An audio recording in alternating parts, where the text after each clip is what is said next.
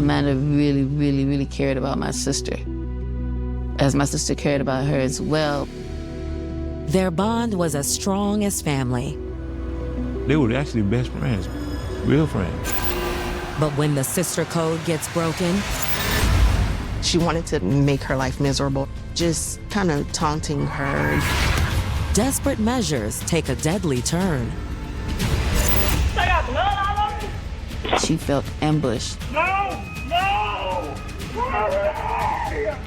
There's a whole lot more to this story than just a love triangle. Some friends are never your friends. It's just somebody who is jealous, and jealousy turned into envy because you don't see how she can be this blessed. Amanda's life of the party, she was just undescribable. Fun, loving, caring, kind. She just, everything all at once. She had big energy, but she wasn't to be played with. When did you realize that something was really wrong? Her heart was too big. Her loyalty was to those who weren't loyal to her, but her loyalty was unconditional, and she felt guilty about doing better.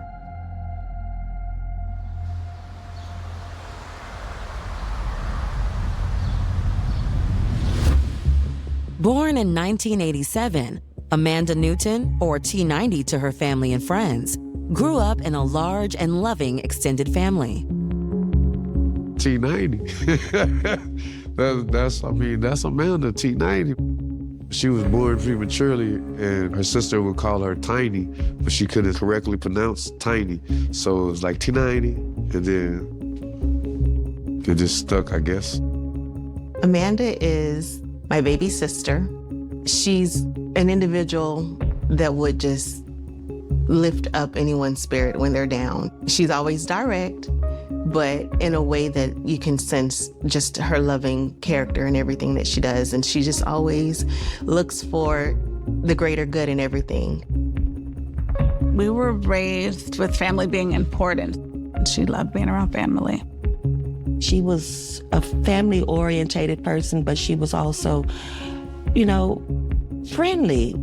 She had a lot of friends. In middle school, Amanda meets her best friend, Whitney Caraway. We moved up here to San Antonio when we were like 4 or 5. So we really grew up here in San Antonio. Whitney is hilarious and always has been, and just really down to earth for sure. Definitely once you get in her little circle, she'll love you for life. Amanda really, really, really cared about my sister, as my sister cared about her as well. As a teen, Amanda is a bold individual and catches the attention of everyone around her, including an older boy named Cleveland Porter. We knew each other since elementary school through church. She was beautiful to me. She was soft-spoken, and that drew me to her. She was really intelligent. The day we started liking each other, we've been together ever since. Like, it wasn't no trial or error, it was just locked in and we're here. Following high school, Cleveland joins the military and leaves San Antonio. When he returns the next year, 18-year-old Amanda is waiting for him. When I come back, we locked in again. And I just got the bright idea. I was like, man, what would you say if I asked you to marry me? And she was like, don't play like that, thinking it was a joke. And I was like, no, I'm serious then. She cried, had her moment. She was like, yeah, I would marry you. We went to the courthouse. We eloped. In 2006, the couple begins preparing for Cleveland's deployment. I then got sent to Germany, command sponsorship, we out of here. I mean, we're looking like, wow, that's amazing at the time. So it was the best way for her to be able to live and experience life more. She was adventurous, but also fearful, because you're in Germany, you speak no German, and then your husband goes to war. Boom. She adapted very fast, though. By the time I came back from that tour, She was showing me Germany. She didn't have to work. She just enjoyed life. Following Cleveland's discharge from the military, the young couple returns to San Antonio in 2008, where Amanda is excited to reunite with her childhood best friend, Whitney Caraway. We were excited to have her back with us. She was excited to be home. She would come around to all our functions and barbecues and holidays. And she would call me Pop. She would, yeah, Pop, what you gonna do for this at the Thanksgiving? You know, Doesn't matter if you go 10 years without speaking, you know, y'all are gonna pick up where you left off. But not long after Amanda and Cleveland's return to Texas, Cleveland is arrested for an alleged kidnapping. At a bar or nightclub with acquaintances, not even close friends, asked for a ride home, who had 2 women with him. Cleveland says, I gave him a ride, I dropped him off.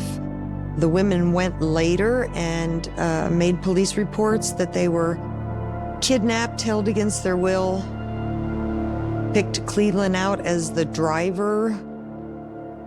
The end result was he went off to prison for 9 years. Amanda ended up moving in with my brother. They were roommates for quite some time, and that was working out great for them. And then we encountered a tragic situation with my brother. He passed away, and the whole dynamic shifted as far as the household environment that she was a part of, because she became sole responsible for keeping up, you know, the payments on the home, and she couldn't do that alone. So life took a turn, and it was very difficult. Amanda found refuge in her childhood friend, which is Whitney. Whitney was solely raising her kids. She has 3 kids, my 2 nephews and my 1 niece. Amanda cared for her kids just like her own nieces and nephews. She loved kids, you know, it was just always about, you know, the kids or who can I take care of. They were 2 peas in a pod. They loved each other. They were always there for each other. They were actually best friends, real friends. Yeah. Amanda's thinking, this is my best friend, so she should have my back. But it didn't work that way. Do you think she had any idea that Whitney was sort of moving in on her life? No. She wouldn't have never thought Whitney, of all people, would do her wrong.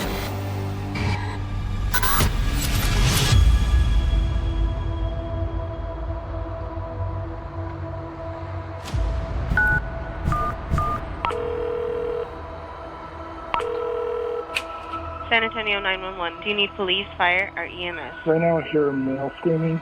There's also a female out there too. Looks like she has never shirt on. The caller says she lives at a North Side apartment complex. Moments later, a second resident named Gregory Jennings reaches dispatchers. I got somebody out here, they're dying. Hello? What's going on, sir? They're leaking. She's bleeding bad. Okay, what happened? I don't know what happened. She's bleeding in the street. Okay, was she stabbed? Was she shot? She's been stabbed. She's gushing blood from a neck wound. They're on their way. Is she conscious and breathing? She's already running. Okay. Police and paramedics race to the location.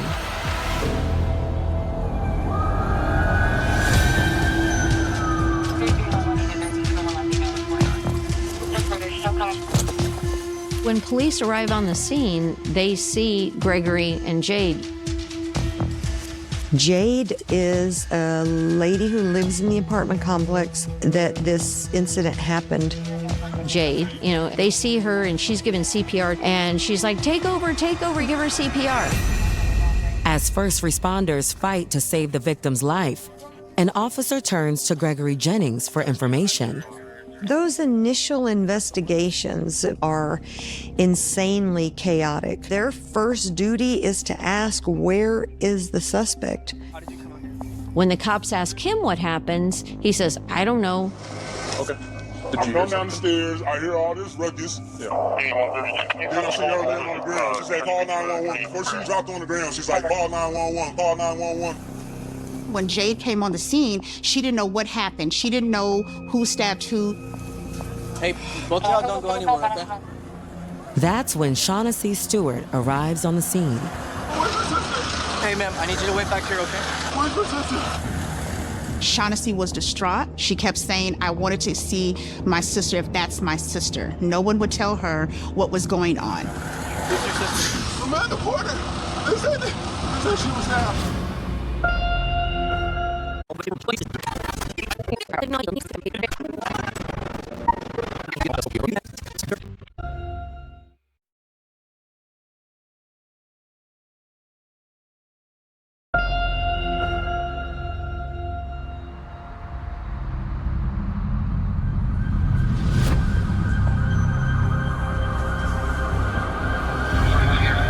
Just before 2 a.m., San Antonio first responders are fighting to save the life of 35-year-old Amanda Porter. Where's your sister? Who's your sister? Amanda Porter. They said she was stabbed. Shaughnessy can't go over there, and she is completely distraught. She claims she's a sister of Amanda, but she is a cousin by marriage. Is she okay? They're working on her, okay? How do y'all know Amanda's sister, you said? Shaughnessy and her boyfriend say they live at the apartment complex and were asleep when they heard someone banging on their door.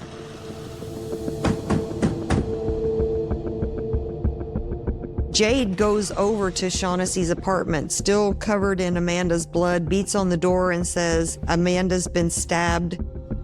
She says that Jade walked into her apartment and said he stabbed her. Shaughnessy, she's the one who tells the police he stabbed her, he stabbed her.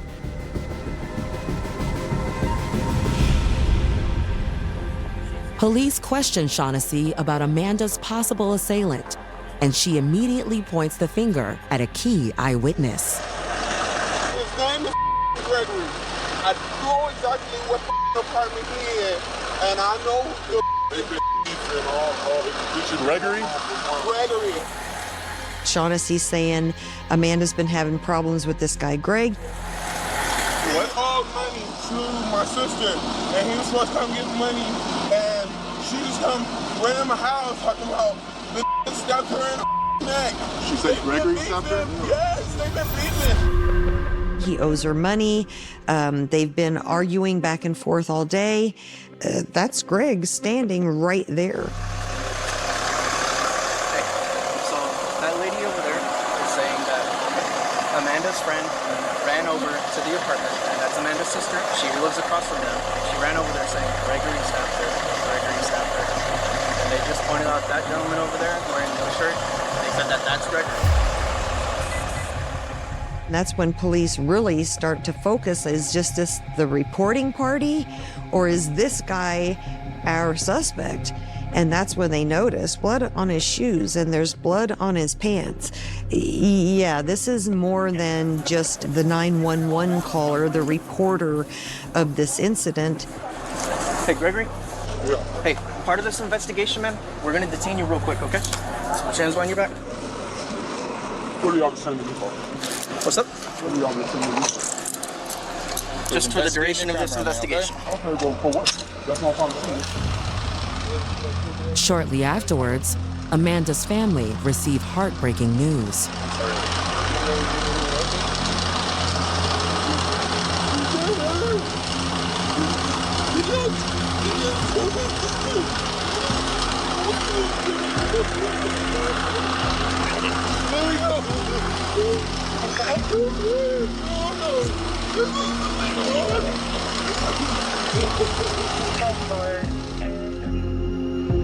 With Gregory Jennings claiming ignorance, police must now sort fact from fiction.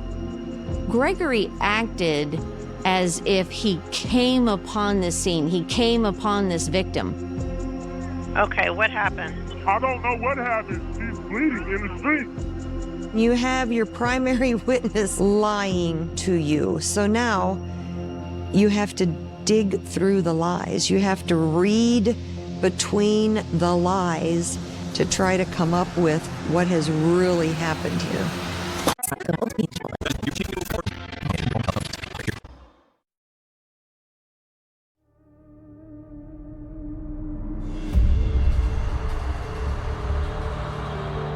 In the early morning hours of May 22nd, 2023, San Antonio police are investigating the stabbing death of 35-year-old Amanda Porter. Detectives suspect the Good Samaritan that came to Amanda's aid, Gregory Jennings, may know far more about the attack than he's admitting. Police show up and Amanda's cousin saying Amanda's been having problems with this guy Greg, he owes her money. They detain him, put him in handcuffs, put him in the back of a car to be taken down to the main police station, and there at the homicide office, then the handling detective would interview him.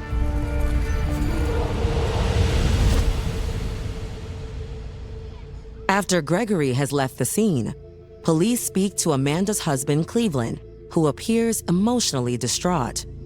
I wasn't far. I stayed like maybe 2 or 3 blocks away.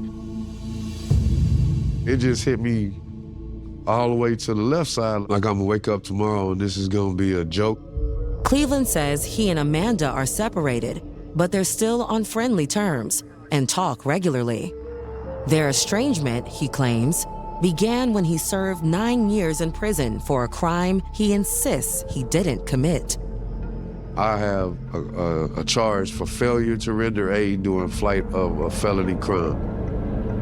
It was a kidnapping thing, and he was out with his friends, and a situation occurred. Eventually, the young lady recanted her story. Cleveland says after he got out of prison in 2018, he and Amanda tried to reconcile their relationship. They got back together, trying to work on their marriage, trying to keep the marriage alive, but it just didn't seem like it was going to work. That's a long time to be away, 9 years. She was very young. She was in a marriage one day and then the next day he's just gone. That's a lot to deal with. And when Cleveland had to go away, it was Whitney Caraway that Amanda turned to help her make it in life without having Cleveland there to support her.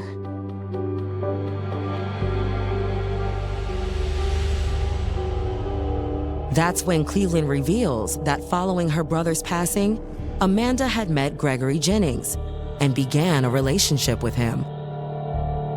Her brother's death, it took a lot from her. They were very close. Not only roommates, not only brothers and sisters, but just very, very close, And I think she leaned on Gregory to kind of take some of the stress off of her brother passing. And that's how that relationship with her and Gregory developed. She introduced me to him, and from that moment when I met him, they were like inseparable. While Greg moved into Amanda's apartment, Cleveland says he continued to support his estranged wife. I was in prison, so when I came home, she had a dude.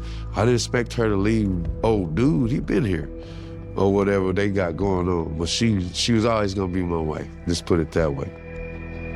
But Cleveland reveals that Amanda and her new beau had broken up when Whitney tried to take Amanda's place. Amanda got in some type of traffic violation and she got in trouble, so she had to go in jail for a little bit and get that cleared up. But in her absence, when she was away, I believe Whitney and Gregory, developed their relationship and became close. And so when she was released to that apartment that they were able to sign together the lease on and get. So she went to what she thought was going to be home. She was quite shocked when she come home, like, what's changed? What's going on? Why can't I come into my apartment? Why is Whitney here, And Whitney was, I guess, there with Gregory.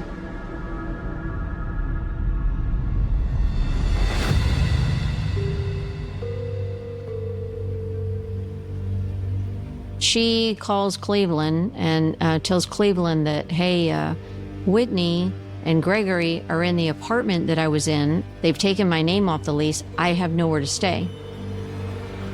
She did go around the corner to the next apartment complex to stay with a friend of hers. So she was staying with a friend during the time that this happened.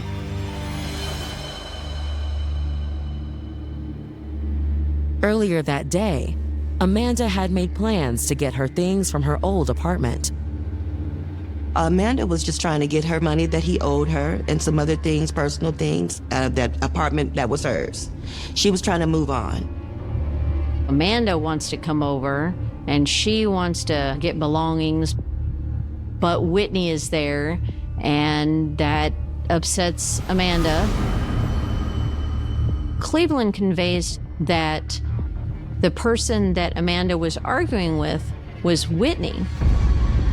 Cleveland says that if police want to know what really led to this tragedy, they need to talk to both Gregory and Whitney. What I see here is a love triangle gone horribly bad because someone got killed in the situation.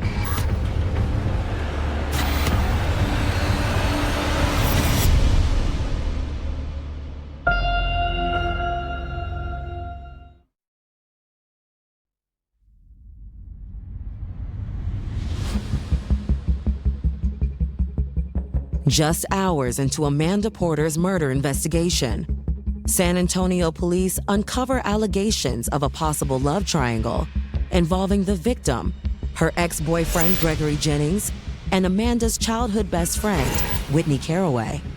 As a homicide investigator, when you just look at the surface, it looks like a love triangle, and that's a story as old as time.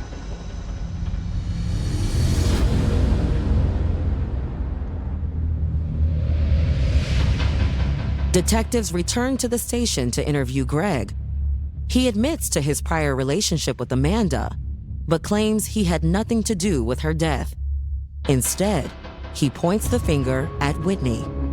Amanda mentioned to Greg that she was coming over to the apartment to get her stuff after Whitney left. Gregory texts Amanda and says, okay, she's leaving. But when Amanda arrived, Whitney was still there. Whitney and Amanda started cussing each other out, calling each other names. Gregory hears the commotion. He knows he better get down there.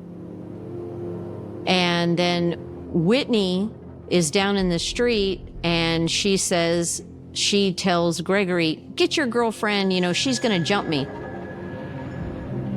He walks up to them and Whitney tells him, I don't trust her. She just had a gun on her. We're gonna fight, but I want you to check and make sure that she doesn't have any other weapons on her. And Greg does just that.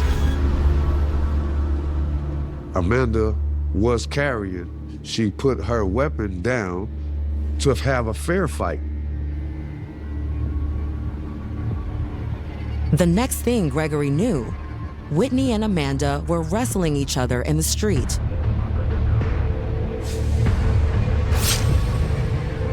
He has no idea that Amanda has been stabbed. He's horrified when he realizes what has happened to her. He immediately gets on the phone with 911.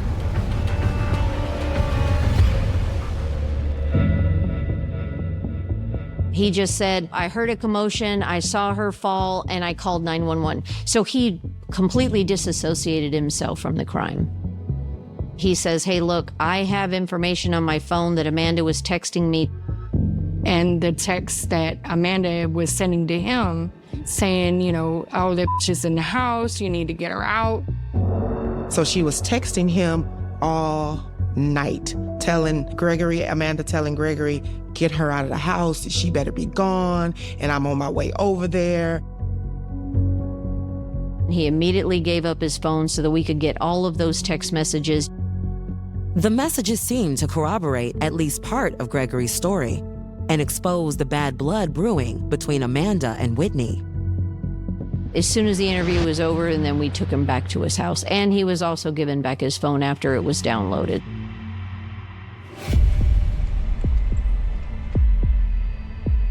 Police continue canvassing the neighborhood, and find a crucial piece of evidence. At the apartments, there's a ring camera that just happens to be facing the road. You have the murder captured on video for everyone to see. It's at night, so the only light is from a telephone pole right there. Whitney stops. Amanda's in the road.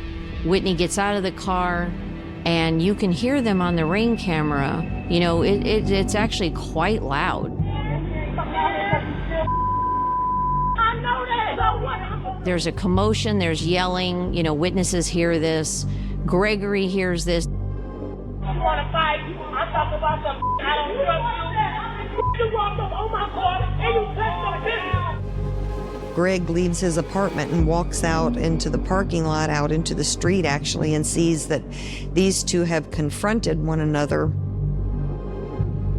Gregory comes down and hear Whitney saying, "Hey, pat her down, I don't trust her." Police watch as Gregory approaches the women. Seconds after he moves away, Whitney and Amanda begin to fight.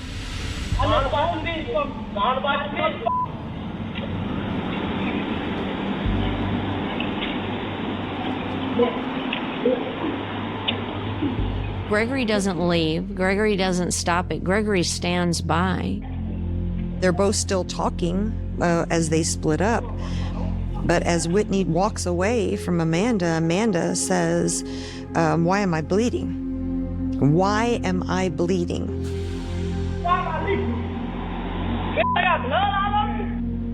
As soon as the fight was over, all you see are taillights and she's gone. But now Amanda's adrenaline was so high, she did not even know she was hit.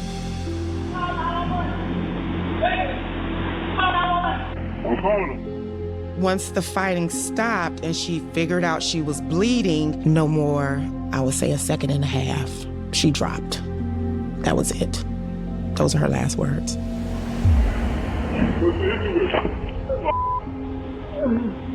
I got somebody out here tonight. Greg immediately gets on the phone and he's screaming.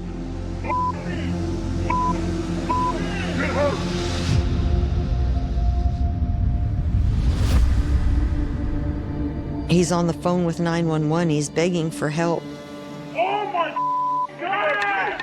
Jade hears the commotion. She immediately tries to give CPR. Now she is frantic. She is upset. Hello? Where you at? Where you at? Where you at, baby? Where you at, baby? There. There. No! No!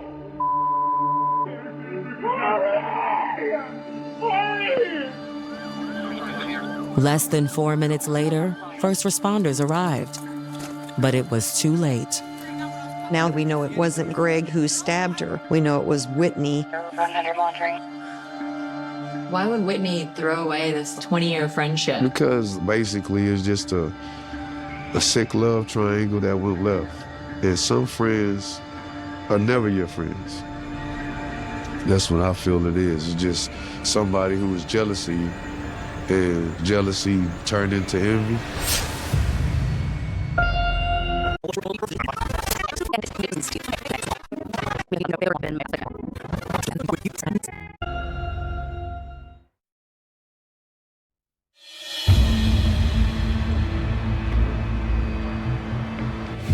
Video evidence has confirmed there was a violent fight between Amanda Porter and Whitney Caraway on the night of May 22nd, 2023. The autopsy reveals Amanda was stabbed 11 times. Whitney stabbed her all on her left side of the body, and they were from the hip to the neck, but the neck being the fatal wound. With all of the evidence in hand, detectives now need to talk to Whitney. The police then call Whitney, and she actually answers the phone. Hello, Hello, I'm looking for Miss Whitney Caraway. this is she. Ma'am, your name has come up in an investigation. I think you know what I'm talking about. But I did not, sir. I did not mean for that to happen. I know. I've been knowing her since we were 12 years old. She actually tells the detective, Amanda, I was in my car, I was leaving Gregory's apartment. She stops me. She points a gun at me. So I'm like, so you gonna shoot me? Whitney gets out of her car, and Whitney says Gregory took the gun from Amanda. So then Whitney admits that they got into a fight at that point. So what happened to the point when y'all started fighting?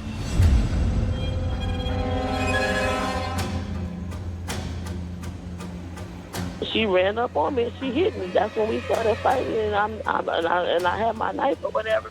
When she was explaining what she did, she said that she felt ambushed. She felt like her back was against the wall. We haven't been getting along or whatever. What about Gregory? That's what the issue was behind. Okay. Was she just jealous that you were over at Gregory's, or? Yes. Now, she never came out and said that she stabbed Amanda, but she also didn't deny it. So what the policeman did was said, well, then why don't you bring the knife to us? She just says, okay, I'll come in and I'll talk to you. But Whitney doesn't show up. They knew Whitney's license plate, and they put a bolo out for her vehicle. She's not coming in. She's got an attorney. So at this point, what they do is after they've talked to everybody and they have enough to say there's probable cause for a warrant, the lead detective then writes a warrant for her arrest for this murder, goes to a judge, the judge agrees, the judge signs the warrant. They end up finding Whitney in a vehicle at a vehicle stop, and they put her under arrest at that point. Whitney refuses to make any more statements. So detectives turn to family and friends to learn how jealousy turned friendship into hostility. I believe it was Gregory's doing, creating a wedge between Amanda and Whitney. And I believe Gregory did like my sister a little, like he did. He started liking on her. I think that's where the blame game started, where Amanda started blaming my sister, like, oh, well, have you been flirting with him?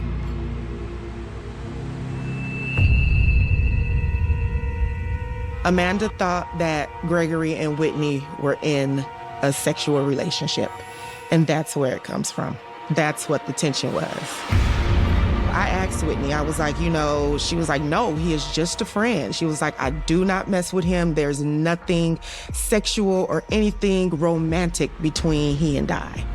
So I just feel like Gregory was probably saying things to Amanda to make her feel insecure, and that's how that happened. As detectives continue interviewing friends and family, a startling revelation comes to light. Whitney and Amanda had explored a sexual relationship. Amanda was bisexual. They had a friendship that was the sham for their secret sexual adventures.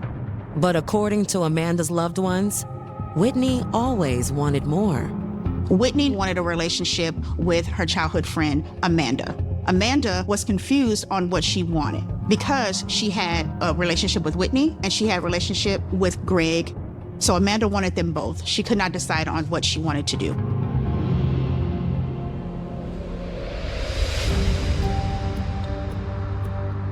Ultimately, Amanda had chosen Greg, but Whitney wouldn't accept it and jumped at the first opportunity to assume Amanda's place.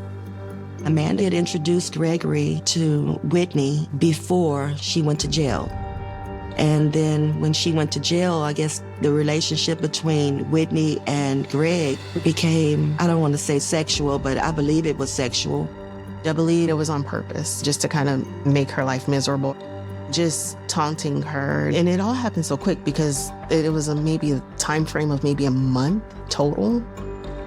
The obsession occurs when one assumes the life of someone else, when they're so jealous and not getting their way with the one that they love and they want to be with. Anger, jealousy, resentment of someone in this situation not getting what they wanted. When confronted with the allegations that Whitney had become obsessed with Amanda, Whitney's family says the opposite is true. Amanda had a crush on my sister. And I do believe that they were kind of messed around a little bit, but I think Amanda was a little bit more romantically feelings for my sister than my sister had for her.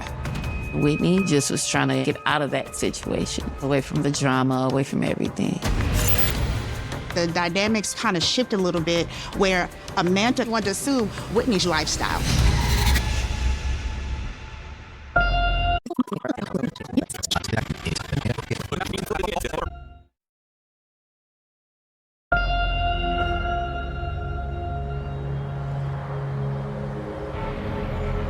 In a shocking turn of events, Whitney Caraway's supporters claim Amanda Porter grew consumed with jealousy after her childhood friend turned her back on her. Amanda started all this drama. Amanda didn't leave it alone. She was definitely sending messages that she was gonna kick her ass and talking. We've got a pot of soup that's getting ready to boil over is what we have. And it escalates, and then we end up at the murder.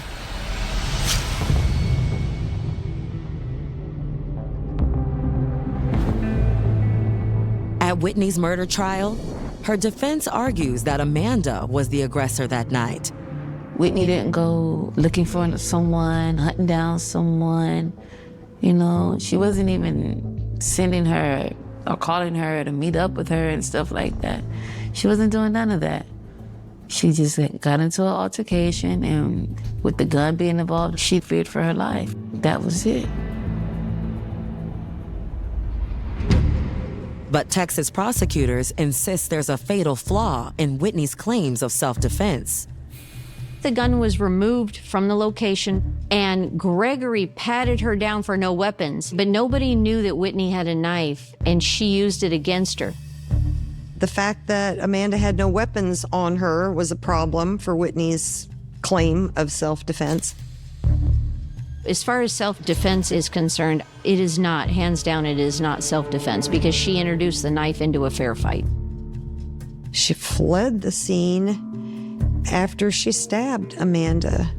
She didn't turn herself in. She had to wait to be caught. And that's not the actions of someone who was innocent and just protecting themselves. I think she just panicked, leaving the scene. I think she just panicked.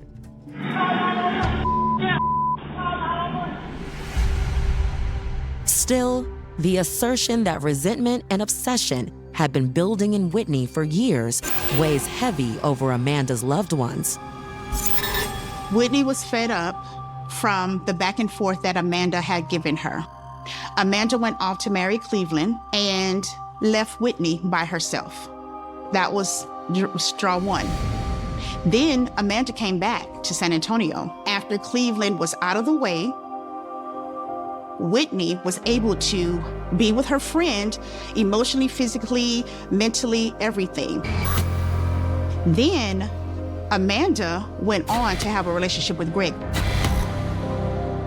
And that's when the jealousy, the rage started, because now here it is. I have you, Amanda, in my life. Now I don't. Whitney assumed the lifestyle and position as Amanda by having a relationship with Greg to make Amanda jealous. Ultimately, the jury sides with the prosecution, convicting Whitney Caraway of murder and sentencing her to 25 years in prison. The day of the sentencing, she spoke. And then she tells us, to the family, I'm so sorry, I loved her. Your sorry is not enough for me, because that's not going to bring my cousin back. I can't forgive you for that. I think she's remorseful because she was caught. Her kids, they're still relatively young. She's going to miss out on a lot if she does this full 25. That's the hardest part. And that's the hardest part for her. Whitney is not a monster. She's a loving mother. She's a loving sister. She's a loving friend. I want people to know that people get in sticky situations, that it happens. Amanda didn't deserve that. How can a light so bright so full of energy, be dimmed at such a young age. Her memory lives on through us every day, through pictures, through remembrance. The memories will never fade. They're going to always be there vivid. Her character will always remain high on a pedestal. She was a beautiful soul, and she's very missed. She's very missed. If you could say anything to Amanda now, what would it be? You always be loved. I enjoyed the time we had, and I wish that it could have ended different. Yeah. It's love.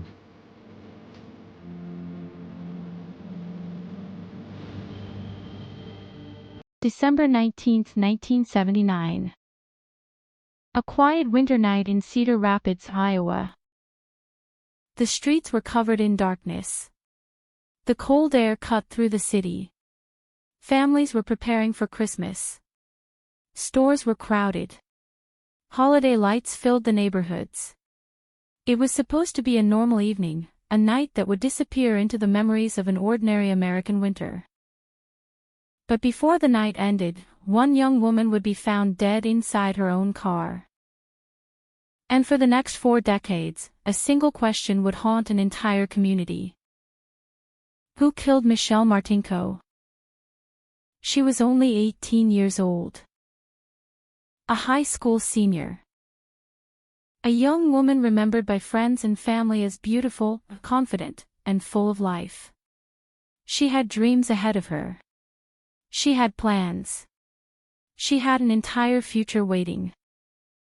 But that future ended in a parking lot.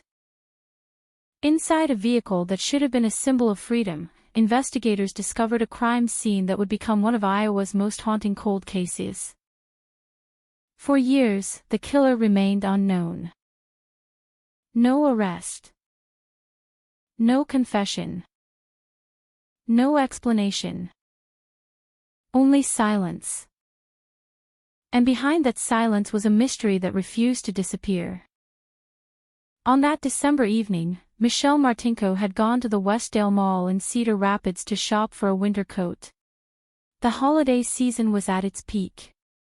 The mall was filled with people searching for gifts, decorations, and last-minute purchases. To anyone watching from the outside, it was just another busy night before Christmas. No one could have known that Michelle would never walk back through her front door. Around 8 p.m., after spending time at the mall, Michelle left and walked toward her family's car. The vehicle was parked outside in the shopping center parking lot. A place where hundreds of people passed every day. A place that should have been safe. But somewhere between the entrance of the mall and the driver's seat of that car, something terrible happened. The next morning, a discovery shocked the city. Michelle was found inside the vehicle. She had suffered multiple stab wounds. The young woman who had left home the night before was gone. And in her place was a crime scene that investigators would struggle to understand for decades. The news spread quickly. A teenager murdered in a busy shopping center parking lot just days before Christmas. A crime that seemed impossible. Residents of Cedar Rapids were terrified. Parents questioned whether their children were safe walking through familiar places. Neighbors wondered if someone among them was capable of such violence. And investigators immediately began searching for answers. Who had been near Michelle that night? Who had followed her? Who had a reason to attack her? The investigation began with urgency.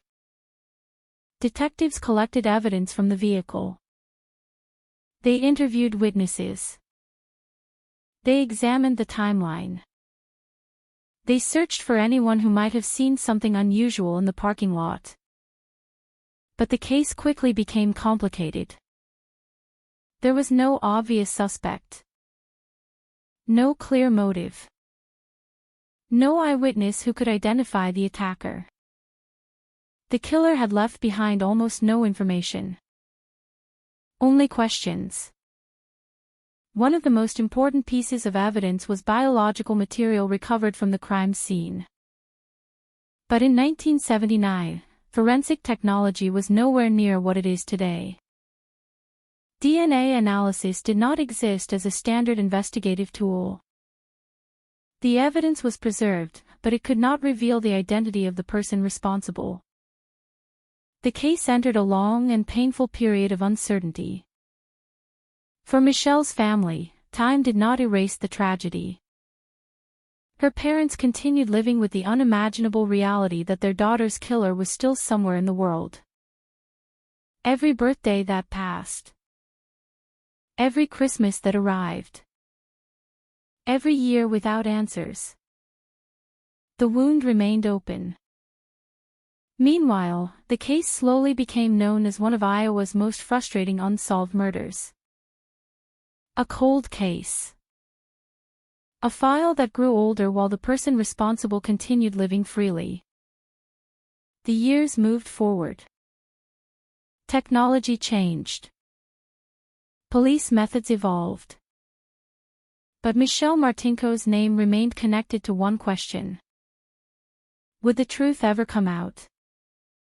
In the decades after her death, investigators returned to the case repeatedly.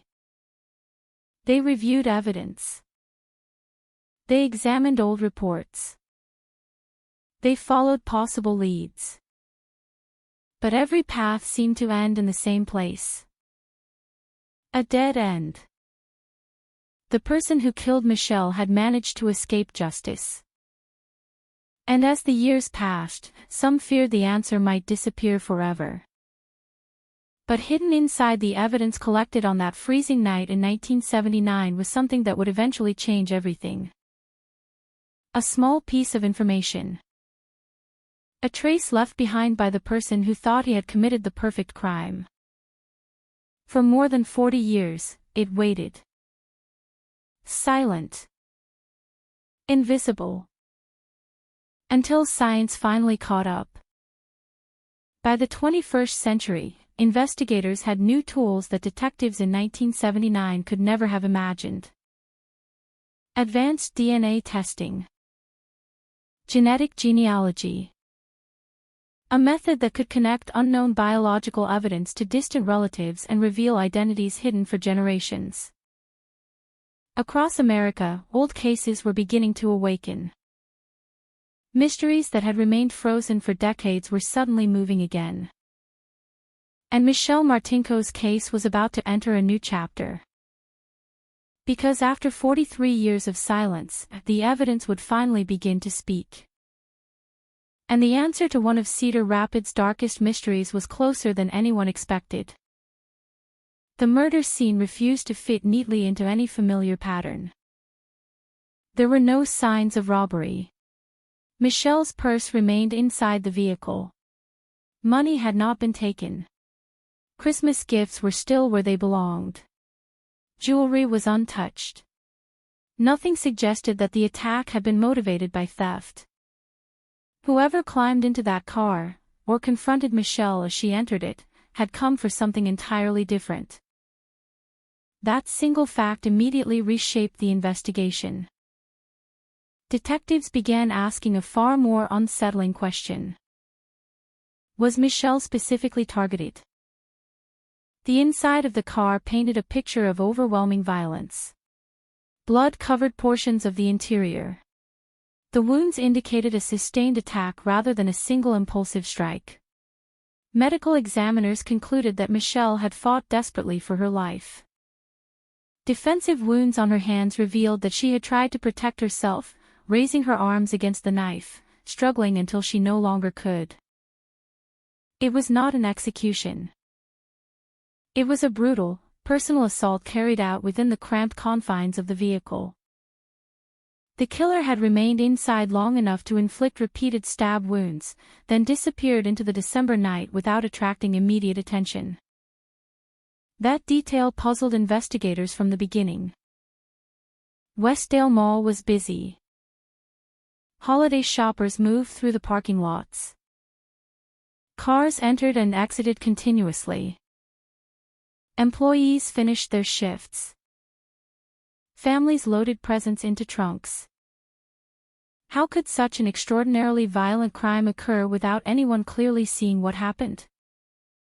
Police reconstructed Michelle's final known movements with painstaking care. She had attended a choir banquet earlier that evening. Friends described her as cheerful, relaxed, excited about Christmas. Nothing seemed unusual. Nothing suggested fear. She later stopped at the shopping mall to look for a coat before heading home. Those ordinary decisions became the final chapters of her life. Investigators interviewed classmates, teachers, relatives, co-workers, and neighbors. Did she have enemies? Had anyone threatened her? Was she dating someone secretly? Had she mentioned being followed? Again and again, the answers pointed in the same direction. No. Michelle was well-liked. Friendly. Responsible. Popular without attracting the kind of attention normally associated with dangerous conflicts. Yet detectives understood that appearances could deceive.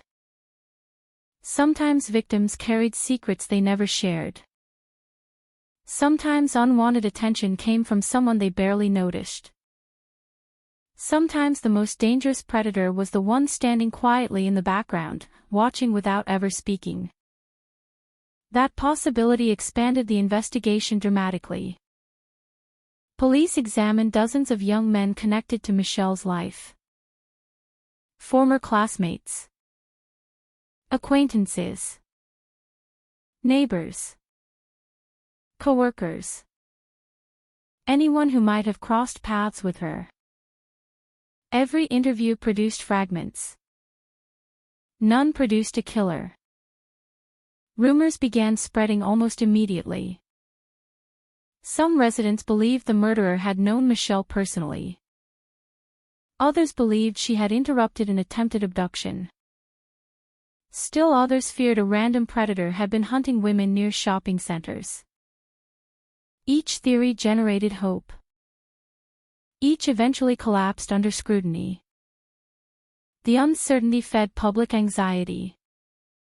Parents no longer viewed shopping centers as harmless gathering places. Teenagers who had once wandered mall corridors freely now faced stricter rules from frightened families. Young women became especially cautious when walking alone through parking lots after dark. Michelle's murder changed everyday behavior throughout Cedar Rapids. It also transformed the lives of detectives assigned to the investigation. Boxes filled with interview notes accumulated. Maps of the parking lot covered office walls. Vehicle locations were plotted. Witness statements were compared repeatedly, searching for overlooked inconsistencies. One witness believed they had seen a suspicious man. Another remembered an unfamiliar vehicle. Someone else thought they heard a scream but dismissed it because of holiday traffic. Individually, none of the observations were enough. Together, they formed a puzzle with too many missing pieces. One recurring question centered on whether the killer had entered Michelle's car voluntarily or forced his way inside. If he had approached as she unlocked the door, events would have unfolded within seconds. If he had been hiding nearby, he may have waited specifically for her arrival. If she recognized him, she might have allowed him close enough before realizing the danger. Each scenario carried different implications. Each altered the psychological profile investigators attempted to build. Behavioral experts suggested that the attack displayed intense aggression. The number of stab wounds indicated emotional violence beyond what was necessary simply to kill. Such overkill often suggested anger, obsession, resentment, or an overwhelming desire to dominate the victim. Yet there remained a contradiction. If the crime had been intensely personal, why had no obvious connection emerged between Michelle and any suspect? The contradiction remained unresolved. As weeks turned into months, detectives widened their search beyond Cedar Rapids. Information requests reached neighboring jurisdictions. Police agencies compared unsolved assaults. They searched for similar knife attacks involving young women. Perhaps Michelle's killer had struck elsewhere. Perhaps he would kill again. No unmistakable pattern appeared. The investigation entered dangerous territory familiar to every major homicide case. Time. Memories faded. Witnesses became less certain. Vehicles were sold. Records disappeared. Potential evidence vanished forever. Each passing month favored the killer. Nevertheless, investigators refused to close the file. Evidence collected from the car was preserved with extraordinary care. At the time, some officers may not have realized how valuable certain biological samples would eventually become. Standard forensic science in 1979 focused heavily on fingerprints, blood typing, hair comparisons, fibers, shoe impressions, and witness testimony. DNA profiling was still years away. No detective could accurately predict that microscopic biological traces would someday identify offenders decades after crimes occurred. Fortunately, the evidence was not discarded. It remained secured. Waiting. During the 1980s, the case periodically returned to newspaper headlines. Anniversaries prompted renewed public attention. Tips continued arriving. Some anonymous. Some sincere. Some completely fabricated. Cold cases often attract speculation. Michelle's case proved no different. Individuals claimed to know the killer. Others accused former boyfriends, neighbors, strangers, even drifters passing through Iowa. Every credible lead demanded investigation. Every investigation consumed valuable resources. None produced an arrest. Behind the scenes, Michelle's family continued enduring a different kind of suffering. They were forced to relive the murder every time detectives called. Every media anniversary reopened wounds. Every rumor revived impossible hopes.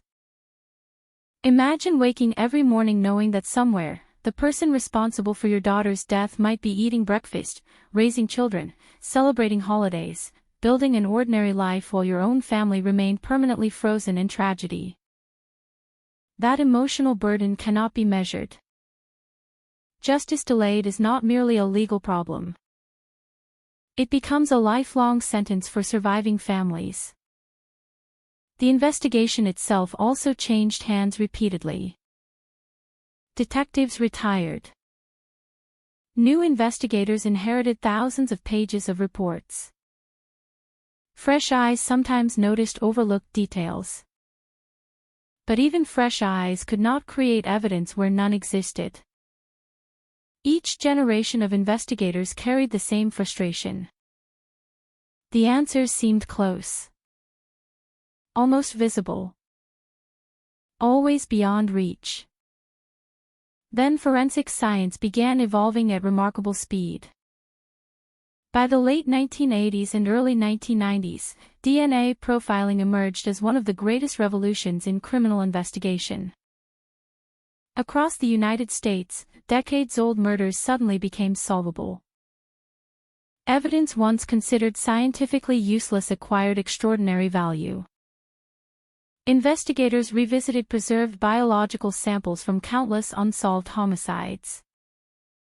Michelle Martinko's case was among them. Laboratories developed a DNA profile from evidence recovered during the original investigation. It was an enormous breakthrough. For the first time, police possessed something uniquely identifying the killer. Not a face. Not a fingerprint. Not a name. A genetic signature. It confirmed one critical fact. The biological material belonged to a male who was not Michelle. That meant the killer had left part of himself behind. Invisible to detectives in 1979. Potentially devastating decades later. Excitement spread through the investigative team. Surely now the case could be solved. There was only one problem. When the DNA profile was entered into criminal databases, no match appeared. Nothing. The killer had either never been arrested for a qualifying offense or his DNA simply was not present in the system. The profile became another silent witness. Powerful. Accurate. Yet unable to identify its owner. Years continued slipping away. The case remained officially unsolved. But unlike earlier decades, investigators no longer believed the mystery was impossible to crack. The evidence was speaking. It simply had not yet spoken loudly enough. Somewhere beyond the database, beyond the old witness statements, beyond the fading newspaper clippings and forgotten interviews, there was a man carrying the exact genetic code preserved inside Michelle's car. He had escaped suspicion. He had escaped arrest. He had escaped justice. For now. Because the next revolution in forensic science would no longer ask whether the killer himself had left DNA in a database. It would ask something far more powerful. Whether someone in his family had. For nearly 4 decades, the investigation existed in a strange state between hope and resignation. The evidence had survived. The detectives had never stopped believing. But belief alone could not identify a murderer. Every few years, advances in forensic science reignited optimism. Investigators reopened the evidence boxes, reviewed faded photographs, reread witness interviews, and asked themselves the same painful question. What did we miss? The answer, it turned out, was not hidden inside the old case file. It was hidden inside millions of family trees. By the mid-2010s, a revolutionary investigative technique was beginning to reshape criminal investigations across the United States. Genetic genealogy. Unlike traditional DNA databases used by law enforcement, genetic genealogy relied on publicly available DNA profiles voluntarily submitted by people searching for their ancestors, distant relatives, or unknown branches of their family history. Most of those people had no connection to crime. They simply wanted to know where their grandparents came from. They wanted to trace Irish roots, German ancestry, Scandinavian bloodlines. They mailed saliva samples to genealogy companies expecting stories about family heritage. Instead, in some cases, their DNA quietly became the first thread leading detectives toward killers who had hidden in plain sight for decades. The method was remarkably simple in theory. Every person inherits DNA from parents, grandparents, great-grandparents. Even distant cousins share small genetic segments. A murderer might never submit his own DNA. He didn't have to. If a second cousin, a third cousin, or even a more distant relative had uploaded DNA into a compatible genealogy database, investigators could begin constructing an enormous family tree.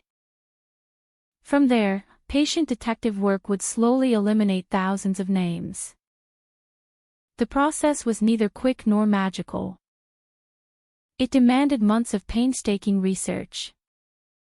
Birth certificates, marriage records, obituaries, military service files, school yearbooks, census documents. Every branch of every family had to be mapped. Every generation had to be connected. Eventually, only a handful of individuals would remain. And among them, the killer. By 2018, law enforcement agencies across America had begun solving cases once considered impossible. The arrest of the Golden State Killer had demonstrated the extraordinary power of investigative genetic genealogy. Cold cases that had gathered dust for 40 or 50 years suddenly became active again. Michelle Martinko's file returned to the front of the line. Investigators knew they possessed a viable DNA profile. Now they had a method capable of turning that profile into a name. The Iowa Division of Criminal Investigation partnered with specialists experienced in genetic genealogy. The process began quietly. There were no press conferences. No public announcements. No dramatic leaks. Only scientists, genealogists, and detectives working behind closed doors. The unknown DNA profile entered the genealogy search. The waiting began. Slowly, potential relatives emerged. Not close relatives. Distant ones. People who had absolutely no idea they might be connected to one of Iowa's oldest unsolved murders. Each genetic connection became another clue. Another branch. Another surname. Another century of family history. Investigators built enormous family trees stretching backward through generations. Thousands of names appeared. Most were quickly eliminated. Some had died long before 1979. Others were women. Others lived thousands of miles away. The tree narrowed. Again. And again. Each elimination brought detectives closer to the truth. Eventually, attention focused on one extended family. Within that family was a man whose age, location, and life history demanded closer examination. His name had never appeared prominently during the original investigation. He had never become the focus of newspaper speculation. He had lived quietly. Worked ordinary jobs. Maintained what appeared to be an unremarkable life. His name was Jerry Lynn Burns. At first glance, nothing about him screamed killer. He was born in 1953. He had grown up in eastern Iowa. In 1979, he was 25 years old. Old enough to have committed the crime. Young enough to disappear into adulthood afterward. Investigators examined everything they could find. Employment history. Addresses. Vehicle registrations. Associations. Travel records. Every detail mattered. One fact immediately stood out. Burns had lived in the Cedar Rapids area when Michelle was murdered. The geographical fit was undeniable. Still, genealogy alone could never justify an arrest. DNA evidence from relatives points investigators toward possibilities. It does not prove guilt. They needed Burns' own DNA. Without alerting him. Without giving him an opportunity to destroy evidence or disappear. The surveillance operation began. Experienced investigators followed Burns carefully. Not aggressively. Not visibly. Quietly, patiently, they watched his routine. Where he drove, where he stopped, where he threw away trash, where he ate. Every discarded object suddenly carried extraordinary importance. Because every object touched by a person's mouth can carry DNA. A drinking straw, a coffee cup, a napkin, a plastic utensil, a discarded tissue. Investigators needed only one abandoned item. One legally discarded object. One opportunity. According to court records, that opportunity finally arrived. Burns attended a pizza restaurant. After finishing his meal, he left behind a drinking straw. He walked away. He had no reason to suspect anyone was watching. He had no reason to believe that a simple plastic straw would carry enough evidence to unravel 40 years of silence. Investigators collected it. The laboratory comparison began. No assumptions. No shortcuts. Only science. The DNA recovered from the straw was compared with the biological evidence preserved from Michelle Martinko's murder. Technicians worked through established forensic protocols. Every step required precision. Every result underwent verification. Then the numbers appeared. The profile from the straw matched the DNA recovered from the crime scene. Not approximately. Not possibly. A match of overwhelming statistical significance. The evidence that had remained silent since December 1979 had finally spoken. And it spoke one name. Jerry Lynn Burns. 40 years after Michelle climbed into her car outside Westdale Mall, investigators finally knew whose DNA had been left behind. But identifying a suspect and proving murder in court were two very different challenges. Detectives understood exactly what defense attorneys would argue. DNA establishes presence. It does not automatically explain circumstances. The prosecution would need to demonstrate that Burns' DNA was connected to the murder itself, not some innocent encounter. Investigators revisited every available record. They searched for any previous contact between Burns and Michelle. Had they attended the same events? Shared acquaintances? Crossed paths socially? No convincing evidence established a personal relationship. That finding actually strengthened one disturbing possibility. Michelle may never have known her killer. If true, the murder looked less like a dispute between acquaintances and more like a chance encounter ending in extraordinary violence. Investigators prepared carefully before making their move.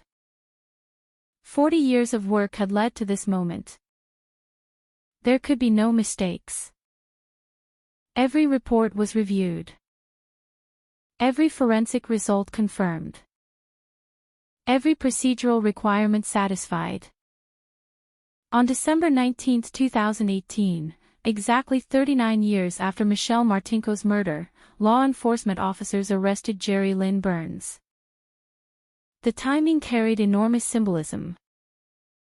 The anniversary that had once represented grief now represented action. News spread across Iowa with astonishing speed. The cold case that generations believed might never be solved had suddenly exploded back into national headlines. For Michelle's family, the phone call they had waited decades to receive had finally arrived. There was a suspect. There would be a trial. There would finally be answers. Or so it seemed. Because although DNA had pointed investigators toward Burns, one question remained impossible to ignore. If he had committed the murder, why? No robbery. No established relationship. No clear motive. Only an 18-year-old girl. A crowded shopping mall. A knife. And a stranger whose name would remain completely unknown to investigators for nearly 40 years. The arrest solved one mystery. It opened another.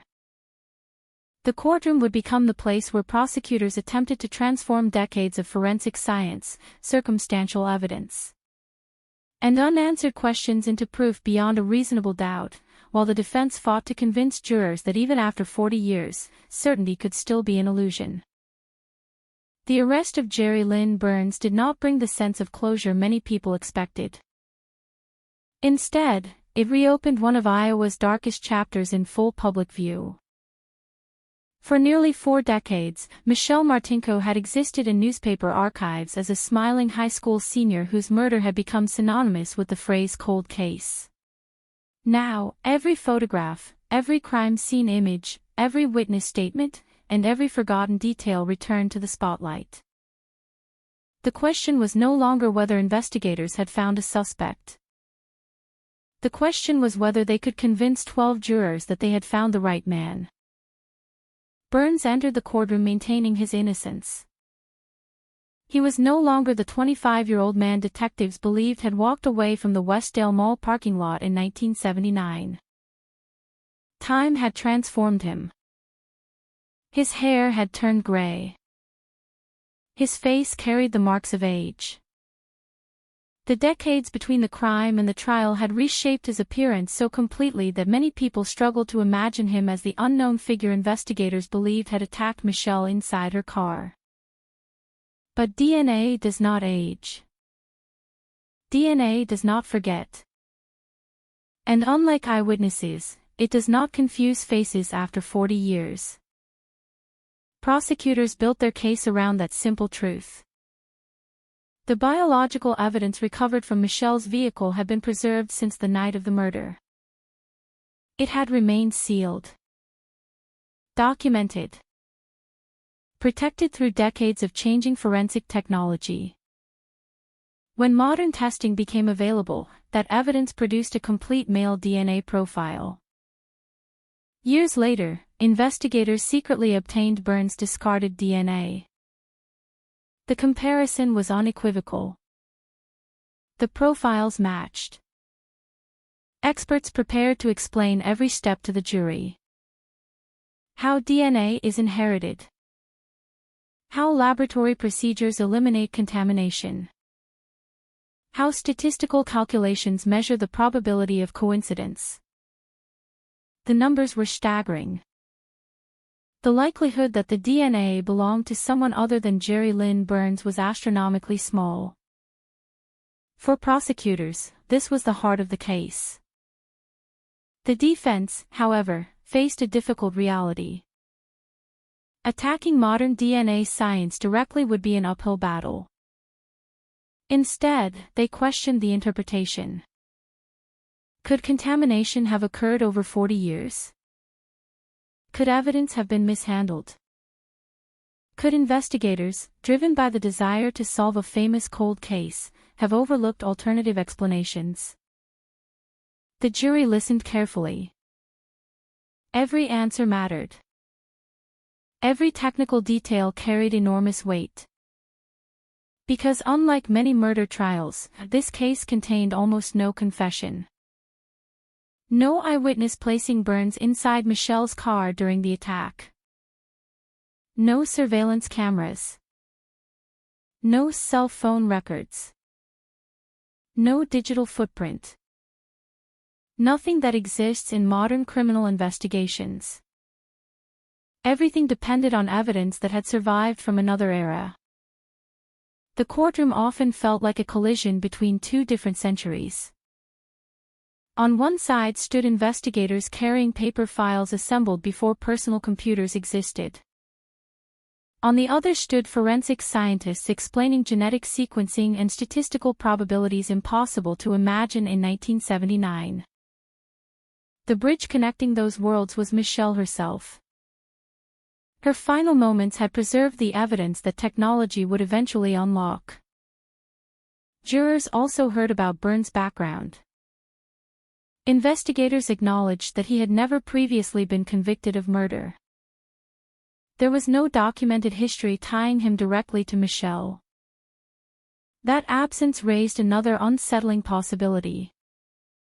If prosecutors were correct, Burns had managed to live an ordinary life for decades after committing one extraordinarily violent crime. He had worked. He had interacted with neighbors. He had celebrated birthdays and holidays. Meanwhile, Michelle's family had lived every Christmas remembering the night she never came home. The emotional contrast was impossible to ignore. As testimony continued, prosecutors reconstructed Michelle's final evening. She attended social events. She visited Westdale Mall. She shopped for a coat. She walked toward her car. Somewhere during those ordinary minutes, the path of an 18-year-old student crossed with the path of a man prosecutors described as her killer. No witness could explain exactly how they encountered one another. Did Burns notice Michelle inside the mall? Did he follow her into the parking lot? Did he approach her after she unlocked the driver's door? Or had he already been watching from somewhere nearby? No surviving evidence answered those questions. The absence of certainty created one of the most haunting aspects of the case. The murder itself remained largely invisible. Investigators could establish where it ended. They could not reconstruct every second that preceded it. That mystery remains one of the enduring shadows surrounding Michelle Martinko's death. The prosecution argued that uncertainty about the precise sequence of events did not erase the physical evidence. The DNA connected Burns directly to the crime scene. The violence inside the vehicle demonstrated a sustained struggle. Michelle fought desperately. She left behind evidence that identified the man responsible. 40 years later, science completed what the investigation had started. The defense urged jurors to be cautious. Time, they argued, changes everything. Witness memories fade. Evidence deteriorates. Investigative assumptions evolve. Could anyone truly be certain after 4 decades? It was the central question facing the jury. Not whether Michelle had been murdered. That fact was beyond dispute. Not whether the investigation had been difficult. Everyone agreed it had. The real question was whether the evidence proved, beyond a reasonable doubt, that Jerry Lynn Burns was the man holding the knife inside Michelle's car on that December night. Outside the courthouse, public attention intensified. National media descended on Cedar Rapids. Television crews revisited the Westdale Mall site. Reporters interviewed retired detectives who had spent years chasing leads that led nowhere. Some admitted they had wondered whether the case would ever be solved during their lifetimes. Others described Michelle's file as one they never truly stopped thinking about. Cold cases have a peculiar way of staying with investigators. Unlike solved crimes, they offer no emotional ending. Only unanswered questions. For Michelle's family, the trial represented something even more profound.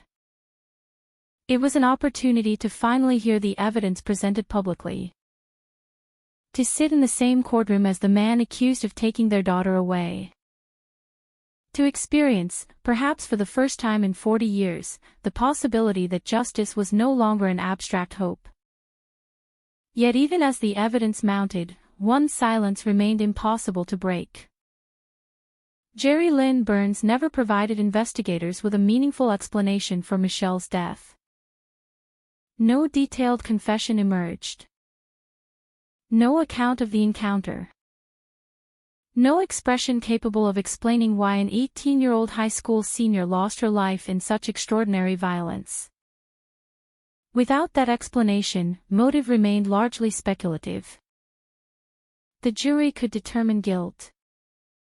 They could not reconstruct the killer's mind. That distinction matters. Many murder cases end with both conviction and understanding. This case promised only one of those outcomes. After weeks of testimony, expert analysis, forensic evidence, and legal arguments, the trial approached its conclusion. The jurors withdrew to deliberate. Decades of unanswered questions had narrowed to a single decision. 12 ordinary citizens now carried the responsibility of evaluating 40 years of investigation. The evidence. The science. The uncertainty. The burden of proof. Outside, Michelle's family waited. So did retired detectives. So did a community that had carried the weight of this crime for generations. For them, the verdict would determine more than the fate of one defendant. It would answer whether one of America's longest-running cold cases had finally reached the truth, or whether the mystery that began in a shopping mall parking lot just days before Christmas would continue casting its shadow long into the future. The jury did not carry only the weight of a single trial. They carried 40 years of unanswered questions. Boxes of evidence collected in 1979 had survived generations of investigators. Witnesses had grown older. Detectives had retired. Some of the people involved in the original investigation were no longer alive. Yet the responsibility now rested with 12 strangers who had never known Michelle Martinko, never walked through Westdale Mall on that December evening, and had no memories of the fear that swept across Cedar Rapids after the murder. Their task was brutally simple. Did the evidence prove Jerry Lynn Burns guilty beyond a reasonable doubt? Inside the courtroom, silence often replaced argument. Jurors examined photographs from the crime scene. Images that had remained hidden from public view for decades. The interior of Michelle's vehicle. The damage caused by an attack that lasted only minutes but left scars that endured for generations. Every photograph reminded them that this was not merely a scientific discussion about DNA. An 18-year-old woman had fought desperately to survive. She never had the chance. The prosecution reminded jurors that violent crimes rarely unfold according to neat narratives. There was no requirement to explain every movement of the killer. No obligation to identify every second of the confrontation. The law required proof of guilt, not complete knowledge of every unanswered question. That distinction became central to the state's argument. The defense focused on uncertainty. 40 years is an extraordinary span of time. Physical evidence can degrade. Witnesses forget details. Investigative theories evolve. Could jurors truly rely on evidence collected in another era? The prosecution answered with one word. Science. Unlike memory, DNA does not become less accurate with age when properly preserved and tested. Unlike eyewitness testimony, it does not become influenced by media coverage, rumors, or repeated interviews.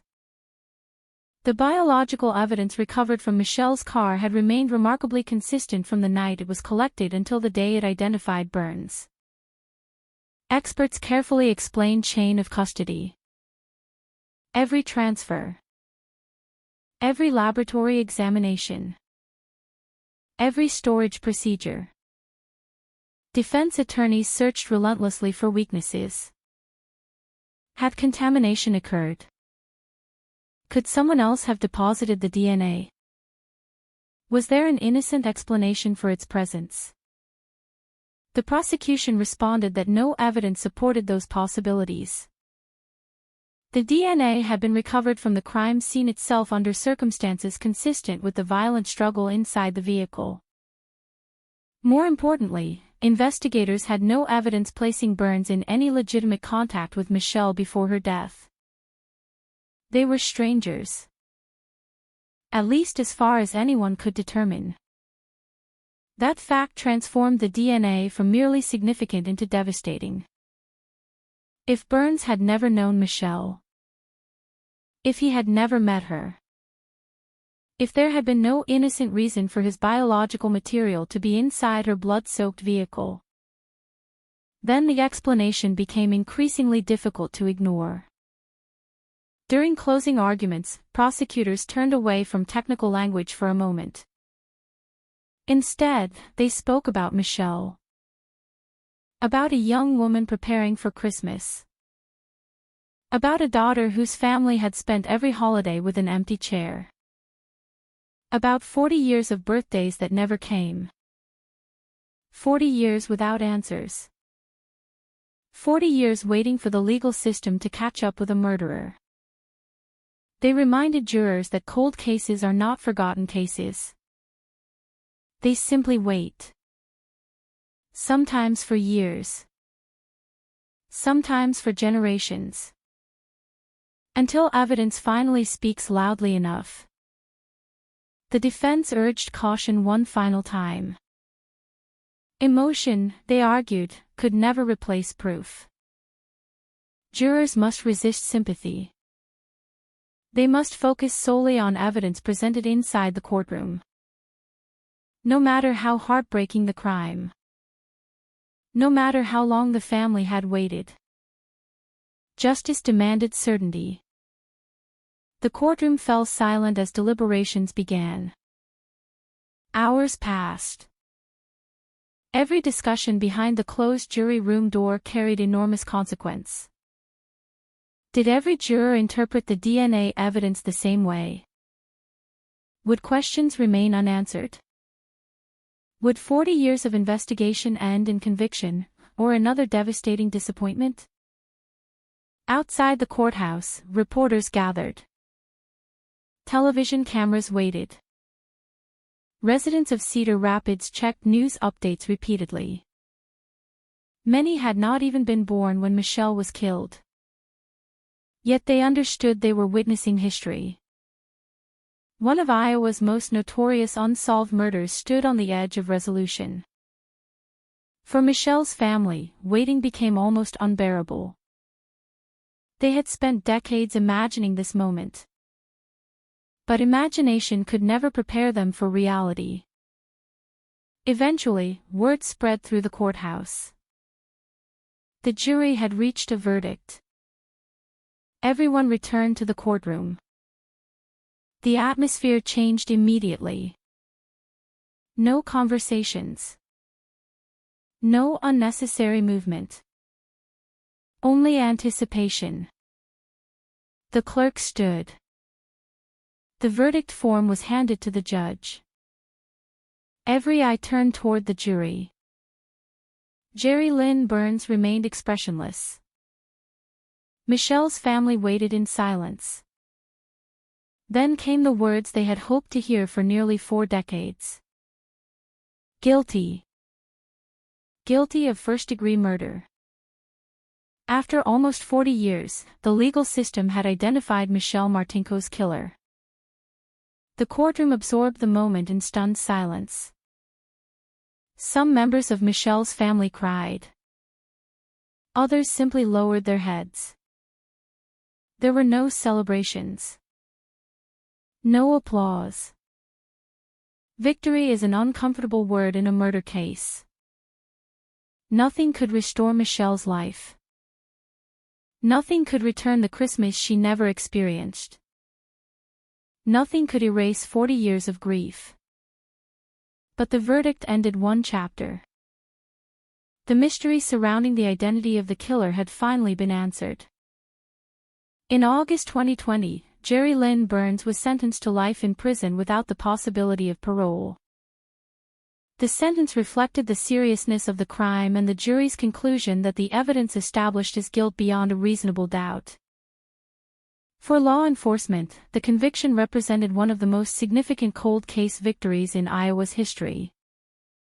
Retired detectives who had spent years pursuing impossible leads finally witnessed the outcome they believed might never arrive. Many acknowledged that they had once feared the case would remain unsolved forever. Instead, advances in forensic science had succeeded where traditional investigation alone could not. The case quickly became a landmark example of investigative genetic genealogy. Training programs across the United States examined the methods used. Police agencies revisited their own unsolved murders. Evidence once considered exhausted suddenly carried new promise. Families who had waited decades for answers found renewed hope. If Michelle Martinko's killer could be identified after 40 years, perhaps other forgotten victims could finally receive justice as well. Yet beneath the success remained an uncomfortable truth. The conviction answered who. It never fully answered why. Burns offered no detailed explanation. No complete confession. No reconstruction of the events inside Michelle's car. Investigators established responsibility. They never established motive with certainty. That absence continues to trouble those who followed the case closely. Was Michelle selected at random?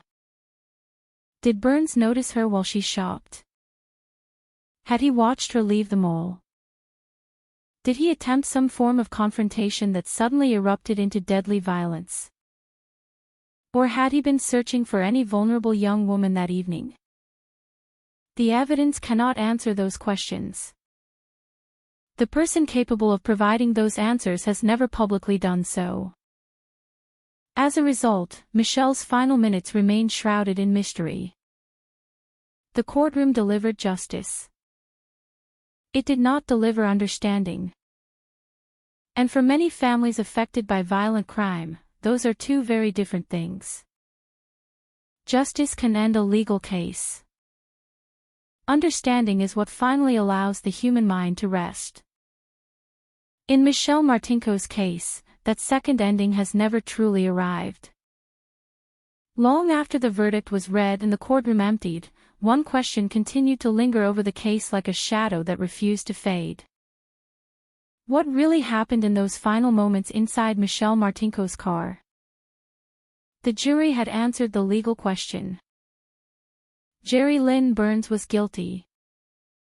But the story itself remained incomplete. No surveillance cameras had captured the parking lot. No eyewitness had watched the attack unfold. No recording existed of the conversation, if there even was one, that preceded the violence. The most critical minutes of Michelle's life remained forever hidden inside a silence that no courtroom could break. Investigators spent years trying to reconstruct those missing moments. They examined the physical evidence again and again, searching for clues about the sequence of events. The location of the wounds. The pattern of blood inside the vehicle. The position of Michelle's body. Every detail suggested an intense struggle within the confined space of the car. She fought. That much was unmistakable. The defensive wounds on her hands and arms told a story no witness could tell. Michelle had not surrendered. She had tried to stop the knife. She had tried to push her attacker away. She had tried to survive. Those silent injuries became the final testimony of an 18-year-old who never had the opportunity to speak for herself. The attack appeared sudden. Violent. Relentless. Experts have long noted that crimes involving repeated stab wounds often reflect an extraordinary level of aggression. Yet aggression alone does not explain motive. Some attacks are driven by rage. Others by panic. Others by sexual violence. Others by the killer's desire to eliminate a witness. In Michelle's case, investigators could not conclusively place the murder into any single category. There was no definitive evidence that robbery had motivated the crime. There was no established relationship between Michelle and Burns. There was no documented history of conflict. The absence of an obvious motive remains one of the case's greatest mysteries. Some investigators have speculated that Michelle may have been the victim of an opportunistic attack. A young woman alone. A dark parking lot. A predator looking for vulnerability. If that theory is correct, then Michelle's presence at Westdale Mall that evening was not the result of fate, but of tragic circumstance. Had she left the mall 10 minutes earlier?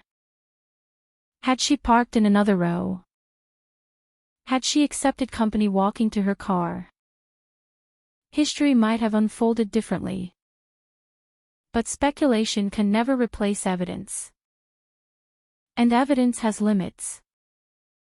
Another theory suggested that Burns may have approached Michelle under some pretext. Perhaps asking for directions. Perhaps requesting assistance.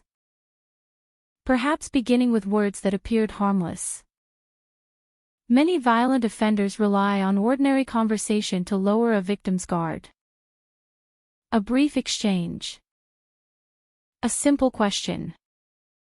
A few seconds of hesitation. Sometimes that is all an attacker needs. Whether that happened on December 19, 1979, no one knows. Michelle never had the opportunity to describe her final encounter. The killer has never publicly explained it. As a result, those first moments remain permanently lost. The investigation also explored whether Burns had exhibited similar behavior before or after Michelle's murder. Law enforcement examined unsolved assaults, reviewed complaints, looked for patterns, examined his past. Publicly available records did not establish him as a serial killer responsible for multiple confirmed homicides. Nor did investigators announce evidence linking him to other murders. That fact surprised many observers. How could someone commit such extraordinary violence and then apparently disappear into ordinary life? Criminologists have long debated that question. Not every murderer becomes a serial offender. Some kill once. Some never attract suspicion again. Some successfully compartmentalize unimaginable violence from the appearance of everyday normality. That possibility often disturbs communities more than the crime itself. Because it challenges a comforting assumption. The belief that dangerous people always look dangerous. Real life rarely follows that rule. Neighbors often describe convicted murderers using remarkably similar language. Quiet. Polite. Helpful. Normal. The words appear so frequently that they almost become expected. Appearances reveal very little. The Michelle Martinko case reinforced that uncomfortable truth. For decades, Burns lived without attracting the level of attention one might expect from someone later convicted of first-degree murder. He worked, socialized, aged, moved through life while the investigation remained frozen behind boxes of unsolved evidence. Meanwhile, Michelle's family experienced the opposite reality. Their lives never truly moved beyond December 1979. Every Christmas carried two meanings. The celebration everyone else enjoyed. And the anniversary they wished had never existed. Holiday traditions became reminders. Family photographs contained one permanent absence. The empty place where Michelle should have been. Cold cases often produce a unique kind of grief. When no arrest is made, families frequently live between hope and despair. hope that tomorrow will finally bring answers. Despair that tomorrow may look exactly like yesterday. Years pass. Then decades. Birthdays continue. Children grow older. Parents become grandparents. Sometimes parents die before justice arrives. Michelle's parents lived long enough to see an arrest. But they also endured nearly 40 years of uncertainty before reaching that moment. Few people can truly understand such endurance. Detectives who worked the case have spoken about another burden rarely visible to the public. The burden of unfinished work. Most homicide investigators remember every unsolved case. Names remain fixed in memory. Faces remain recognizable decades later. Every retirement carries the painful realization that someone else's hands must continue searching. The Michelle Martinko investigation passed through multiple generations of law enforcement. Each inherited the same evidence, the same questions, the same determination. One detective would retire. Another would reopen the file. Fresh eyes. Fresh ideas. The same unanswered mystery. Without that persistence, the DNA evidence might never have reached the era of genetic genealogy. The case might have remained permanently unsolved. Its eventual resolution therefore represents more than scientific advancement. It also reflects institutional memory. The refusal of investigators to discard evidence simply because technology had not yet caught up. That lesson has transformed homicide investigations across the United States. Today, many agencies preserve biological evidence with extraordinary care precisely because they recognize an important truth. Tomorrow's science may solve what today's science cannot. The Martinko investigation became a powerful demonstration of that principle. Evidence collected in 1979 eventually identified a killer using technology unimaginable at the time it was preserved. The detectives who sealed those evidence packages could not possibly have predicted DNA sequencing, computerized databases, or investigative genealogy. Yet their meticulous work made all three meaningful decades later. The case has since been studied by investigators, forensic scientists, prosecutors, and legal scholars alike. Not because every question received an answer, but because it proved that patience can become an investigative tool. Justice does not always move quickly. Sometimes it advances one scientific breakthrough at a time. Sometimes it waits 40 years. Sometimes the smallest biological trace becomes louder than every rumor, every false lead, and every forgotten witness. Still, even after conviction, one truth remains impossible to escape. Only two people truly knew what happened inside Michelle's car. One died on the scene. The other has never provided a complete public account. Everything else is reconstruction. Everything else is evidence. Everything else is an attempt to illuminate a darkness that lasted only minutes but echoed across generations. And that darkness, despite the conviction, has never been completely erased.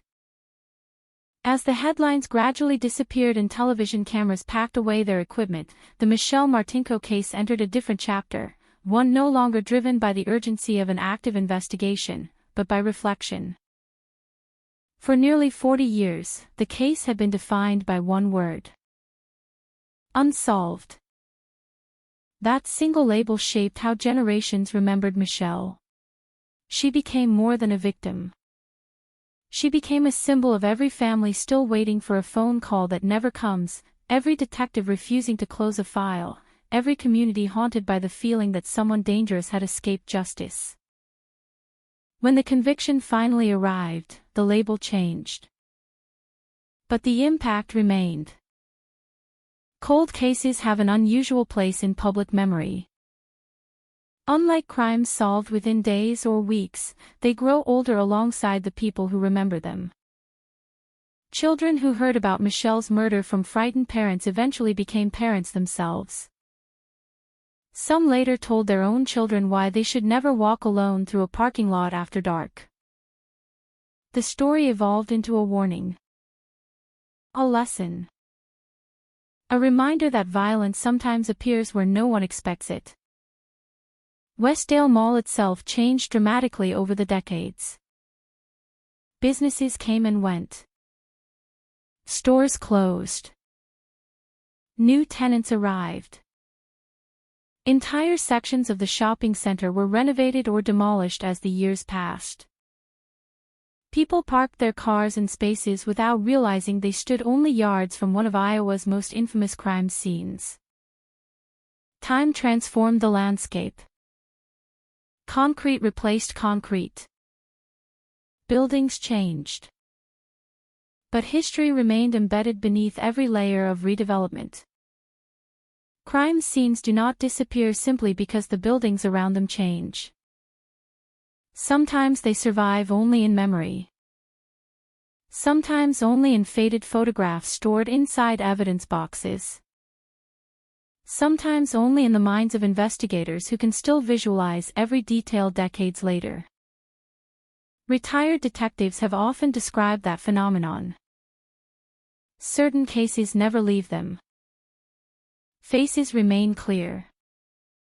Conversations remain vivid. Questions continue long after official responsibilities end. Michelle Martinko became one of those cases. For some investigators, solving the murder represented the completion of work begun before many younger officers had even entered law enforcement. The arrest of Jerry Lynn Burns was therefore not merely another successful prosecution. It was the conclusion of a promise passed from one detective to another across generations. We won't stop. Those words are spoken quietly in homicide units across the country. Sometimes they become reality. Sometimes they do not. In Michelle's case, they finally did. The investigation also reshaped public understanding of forensic science. For decades, people imagined DNA as a miraculous tool capable of instantly identifying criminals. Reality proved far more complicated. DNA can answer questions only when someone knows where to look. Without preserved evidence, it means nothing. Without careful laboratory work, it proves nothing.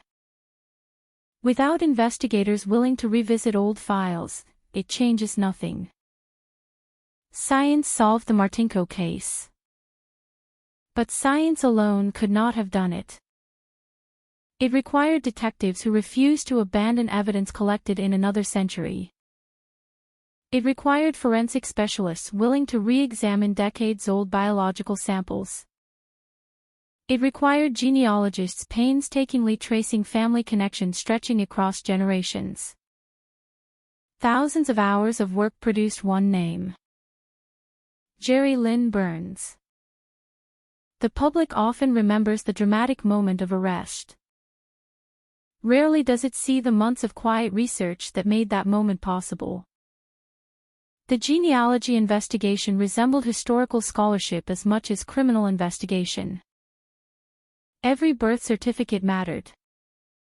Every marriage record. Every obituary. Every census entry. Family branches spread outward like rivers. One mistake could send investigators toward the wrong person. Accuracy became everything. Unlike traditional investigations driven by witness interviews and surveillance, this search unfolded through history itself. The murderer had unknowingly left investigators a map. It simply took 40 years to learn how to read it. The case also sparked broader discussions throughout the legal community. Could genetic genealogy become the future of cold case investigations? How should privacy concerns be balanced against the pursuit of justice? What responsibilities accompany such powerful technology? Those debates continue today. The Martinko investigation became one of the cases frequently cited whenever lawmakers, courts, and legal scholars examined the growing role of forensic genealogy in criminal investigations. Its success demonstrated extraordinary potential. It also highlighted the importance of clear legal safeguards. For Michelle's family, however, those policy discussions existed far from the emotional reality they had lived for decades. Their story was never primarily about forensic science. It was about absence. An empty bedroom. Graduations that never happened. A wedding that never took place. Children Michelle never had. Grandchildren her parents would never meet. Murder steals far more than a single life. It erases entire futures. Every milestone becomes an event that exists only in imagination. One of the most heartbreaking realities of homicide is that time continues moving for everyone except the victim. Friends grow older. Classmates retire. Entire generations pass. But Michelle remains forever 18. Forever walking through Westdale Mall searching for a winter coat. Forever approaching her car without realizing someone else had already decided that her future would end before Christmas arrived. That image has remained fixed in the minds of many people who followed the case. Not because it is sensational. Because it is painfully ordinary. Nothing about Michelle's evening appeared dangerous. She did what millions of Americans have done countless times. She went shopping. She returned to her car. The simplicity of those actions makes the crime even more disturbing. Violence interrupted routine. Without warning. Without explanation. Even after Byrne's conviction, investigators acknowledged that certain details would probably never be known. Did he watch Michelle inside the mall? Did he choose her randomly? Did he approach several women before encountering Michelle? Did something happen inside the vehicle that suddenly escalated into lethal violence? Those questions remain unanswered because the evidence cannot speak beyond what it physically preserves. DNA identifies. It does not narrate. Blood patterns reveal struggle. They do not explain thought. Crime scene photographs capture aftermath. They cannot capture motive. The legal system therefore reached its conclusion through evidence sufficient for conviction. History, however, continues wrestling with uncertainty. That distinction often surprises people unfamiliar with homicide investigations. A case can be legally solved while remaining historically incomplete. Michelle Martinko's murder stands as one of those rare examples. The identity of the killer is no longer in doubt. The complete story of the crime almost certainly died with the only witness who never had the chance to testify. Perhaps that is why the case continues attracting attention years after the verdict. Not because people question the conviction, but because they continue searching for understanding. Understanding why an ordinary December evening became the final chapter of an 18-year-old girl's life. Understanding how a killer vanished into everyday society for nearly 4 decades. Understanding how justice, delayed almost beyond imagination, finally emerged from evidence no one in 1979 could fully comprehend. Those answers remain incomplete. And perhaps they always will. Because some mysteries are solved by courts. Others remain locked forever inside the silent moments between a victim and the person who chose to take everything away. The name Michelle Martinko became known across America not because of the way she died, but but because of the way her story refused to disappear. For 40 years, her case existed as a painful reminder of the limits of investigation.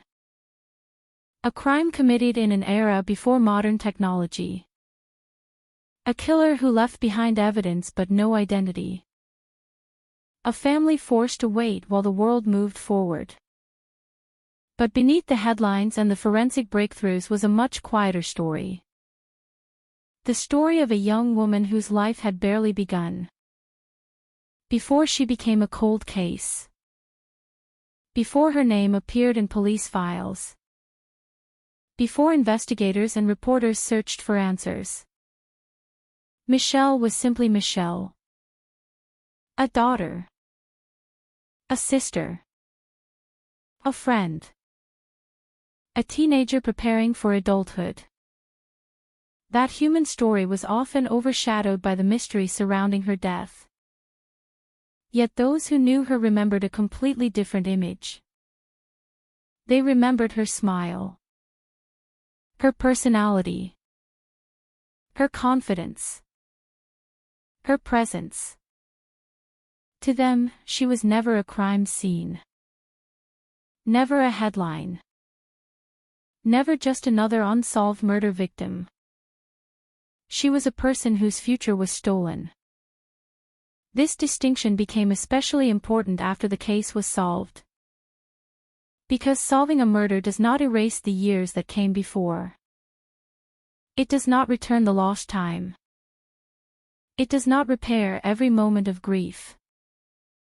For families of homicide victims, justice often arrives carrying both relief and pain. The arrest they prayed for can also reopen memories they spent decades trying to survive. The courtroom forces them to relive the worst day of their lives. The evidence that finally identifies the killer also forces them to remember the violence that took their loved one away. For Michelle's family, the trial represented both an ending and a beginning. An ending to the uncertainty. A beginning to a new phase of grief. The question that had haunted them for decades finally had an answer. But answers do not always bring peace immediately. Sometimes they simply replace one kind of pain with another. For decades, the unknown had been the enemy. Who did this? Where is he? Will he ever be found? After the conviction, those questions disappeared. But new thoughts remained. Why did this happen? Why Michelle? Why that night? Why did someone choose such violence? Those questions belong to a different category. Questions that science cannot solve. Questions that only the person responsible could answer. And Jerry Lynn Burns never provided a complete explanation. His silence became another mystery surrounding the case. Many convicted killers eventually speak. Some confess. Some attempt to justify their actions. Some offer explanations that investigators believe are false. Others remain silent forever. Burns chose silence. The evidence spoke for him. The courtroom spoke for him. But he himself never publicly revealed what happened during those final moments inside Michelle's car. That silence frustrated many people who followed the case. A conviction establishes responsibility. But many people also seek understanding. They want to know what creates such violence. What transforms an ordinary person into someone capable of taking another human life? Experts who study violent crime often emphasize that there is rarely one simple answer. There is no single personality type. No single background. No single explanation. Some offenders display years of warning signs. Others appear completely ordinary until a single event exposes hidden violence. The challenge for investigators is that they are often looking backward. They study the person after the crime has happened. They search for patterns that may or may not have existed. In Burns' case, investigators found the answer to who. The deeper psychological question remained unresolved. This uncertainty is one reason the case continued attracting attention. It represented both a triumph and a limitation of modern justice. Technology succeeded where human memory failed. But technology could only identify the offender. It could not reveal the thoughts behind the act. The investigation also highlighted another reality of cold cases. Time does not always weaken evidence. Sometimes it strengthens it. In 1979, detectives had biological material they could collect but not interpret. 40 years later, the same evidence became the key to solving the murder. The passage of time, which usually benefits criminals, eventually became the factor that exposed Burns. The world changed around him. Technology advanced. Databases expanded. Scientific methods improved. The evidence waited patiently. The killer did not escape forever. This pattern has appeared in numerous cold cases across the United States. Crimes once considered impossible to solve have been reopened because old evidence gained new meaning. A fingerprint enhanced by new imaging. A photograph analyzed with modern techniques. DNA processed with advanced methods. The past has become searchable. And that has changed the psychology of criminal investigations. For decades, offenders could believe that surviving the first investigation meant surviving forever. The Martinko case challenged that belief. A crime scene from 1979 eventually reached into the future and found the person responsible. That reality carries a powerful message. Time is not always protection. Sometimes time is simply the period before evidence catches up. After Burns' conviction, investigators received recognition for their persistence. But many emphasized that the case belonged first to Michelle. Not to the detectives. Not to the technology. Not to the courtroom. The purpose of solving a homicide is not simply to catch someone. It is to restore the identity of the victim. To remind the world that behind every case number is a human being. Michelle's story became a reminder of that principle. She was not remembered only because of the terrible way her life ended.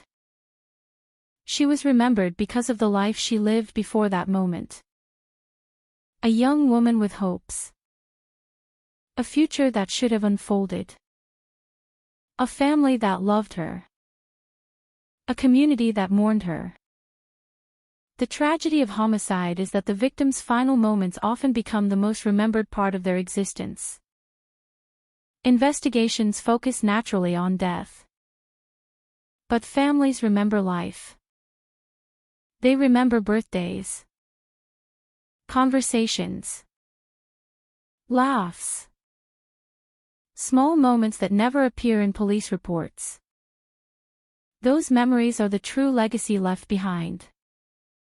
As years continued after the conviction, Michelle's name remained connected to a larger conversation about justice and perseverance. Her case became an example taught to investigators. A reminder to preserve evidence. A reminder to revisit old files. A reminder that a closed file does not necessarily mean a closed mystery.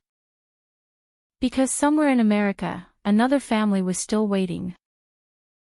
Another detective was still searching. Another evidence box was still holding secrets. The lesson from Michelle's case was clear. Some answers take longer than anyone expects. Some victims wait decades before the world finally hears their story. And some killers discover that silence is not the same as escape. For 40 years, Jerry Lynn Burns lived with a secret that seemed buried forever. But secrets leave traces. Sometimes those traces are invisible. Sometimes they exist only inside microscopic fragments of DNA. Sometimes they survive longer than memories. Longer than technology. Longer than the people who first collected them. And when the right moment arrives, they speak. Not with emotion. Not with revenge. Only with evidence. The evidence that finally brought Michelle Martinko home. The resolution of Michelle Martinko's murder did something that few cold cases ever achieve. It transformed a forgotten investigation into a national lesson. For decades, her name existed in the quiet corners of police archives, known mainly to detectives, journalists, and the people closest to her family. Then, suddenly, the world was reminded of a case that had refused to die. A murder from 1979 had been solved in an era of smartphones, digital records, and advanced forensic science.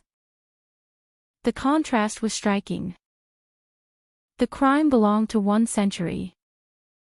The solution belonged to another. And between those two moments was 40 years of waiting. The investigation became a symbol of how dramatically criminal justice had changed. In 1979, detectives relied on tools available at the time. Interviews. Physical evidence. Witness memories. Basic forensic analysis. They did not have instant databases. They did not have automated genetic searches. They did not have the ability to compare an unknown DNA profile against millions of potential relatives around the world. They were investigators working with the limits of their era. And yet, they preserved what mattered. That decision became the foundation of everything that followed. Without the evidence collected at the crime scene, modern technology would have had nothing to analyze. The future solved a crime that the past could not. But the past made the future possible. This is one of the most important lessons from cold case investigations. New technology does not replace old-fashioned detective work. It depends on it. Every photograph taken. Every sample collected. Every report written. Every piece of evidence carefully stored. All of it can become meaningful years later. Sometimes decades later. The Michelle Martinko case demonstrated that justice has a long memory. Even when people forget. Even when headlines disappear. Even when communities move on. Evidence can remain. Silent. Waiting. The use of genetic genealogy in the case also changed how the public viewed unsolved crimes. Before this technology emerged, many people assumed that after decades passed, a murder case became almost impossible to solve. The trail grew cold.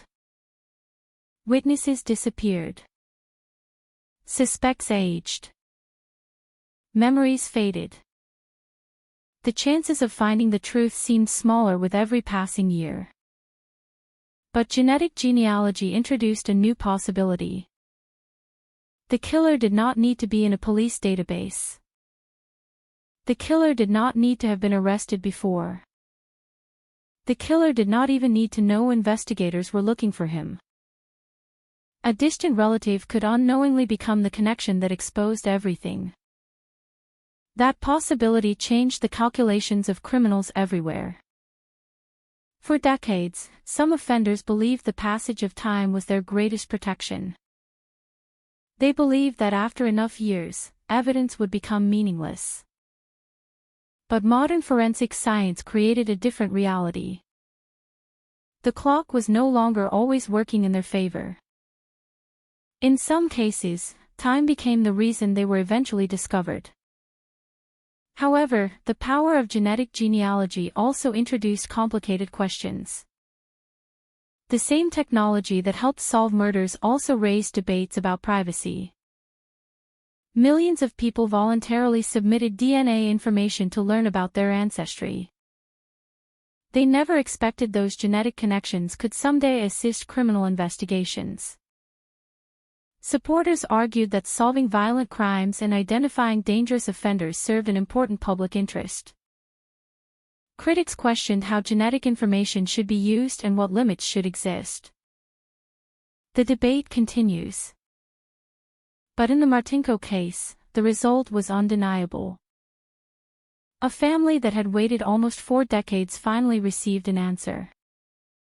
A murderer who had remained unidentified was finally held accountable. For many investigators, that outcome represented the promise of modern forensic science. Not technology for its own sake. Technology used in service of people who have spent years waiting for justice. Yet even after the conviction, some aspects of the case continued to raise questions. One of the most discussed topics was how Burns avoided detection for so long. The answer was not a dramatic escape. There was no evidence of elaborate planning after the crime. No indication that he created a false identity. No proof that he spent decades actively hiding from authorities. Instead, his survival appeared to come from something far more common. Time. The passage of years. The absence of a DNA database. The limitations of earlier forensic tools. The reality that many crimes committed before the digital age existed in a world where information moved slowly. In 1979, a suspect could disappear into ordinary life much more easily than today. There were no online photographs searchable within seconds. No social media history. No nationwide digital footprint. No massive interconnected databases tracking every movement. Someone could simply live. And that is exactly what made the eventual identification so remarkable. Burns was not found because of a sudden confession. He was not discovered through a dramatic witness revelation. He was found because decades of scientific progress finally caught up with a piece of evidence left behind on the night of the murder. The case also forced communities to confront an uncomfortable reality. The people responsible for some of the most shocking crimes are not always obvious. They do not always fit the image society creates of a dangerous person. They can appear ordinary. They can blend into neighborhoods. They can participate in everyday routines. They can spend years avoiding suspicion. This does not mean everyone around us is dangerous. It means human behavior is complex. And criminal investigations must rely on evidence rather than assumptions. For Michelle's friends and classmates, the conviction brought complicated emotions. Many had carried memories of her for decades. They remembered who she was before the tragedy defined her. They remembered school events. Conversations. Small moments that never appeared in the official investigation. The passage of time had changed everyone. People who were teenagers in 1979 became grandparents. Places they once knew changed. But Michelle remained frozen at 18 years old. That is one of the cruelest realities of murder. The victim remains forever connected to the moment their life ended. Everyone else continues aging. Everyone else moves forward. The victim does not. For the investigators who eventually solved the case, the conviction was a professional achievement. For Michelle's family, it was something much more personal. It was proof that their daughter had not been forgotten. That her name still mattered. That her death still mattered. that 40 years of waiting had not been meaningless. The case also renewed attention on thousands of other unsolved murders across the country. Families who had been told there were no more options began asking new questions. Could old evidence be tested again? Could forgotten files be reopened? Could technology provide answers that once seemed impossible? The answer was increasingly clear. Sometimes it could. Not every cold case would be solved. Not every family would receive closure. But the possibility itself represented a major change. Hope returned to investigations that many people had considered lost forever. And perhaps that is the most lasting legacy of Michelle Martinko's case. Not only that one murderer was identified, but that one victim's story proved that time does not always erase the truth. The world may move on. Investigators may retire. Buildings may change. Memories may fade. But evidence has a remarkable ability to wait. And sometimes, after decades of silence, it speaks with a voice louder than anyone expected. 40 years after Michelle Martinko's murder, the case that had haunted Cedar Rapids finally reached its legal conclusion. But for many people, especially those who had followed the investigation from the beginning, the end of the trial did not feel like a traditional ending. Because some stories do not truly end when the courtroom closes.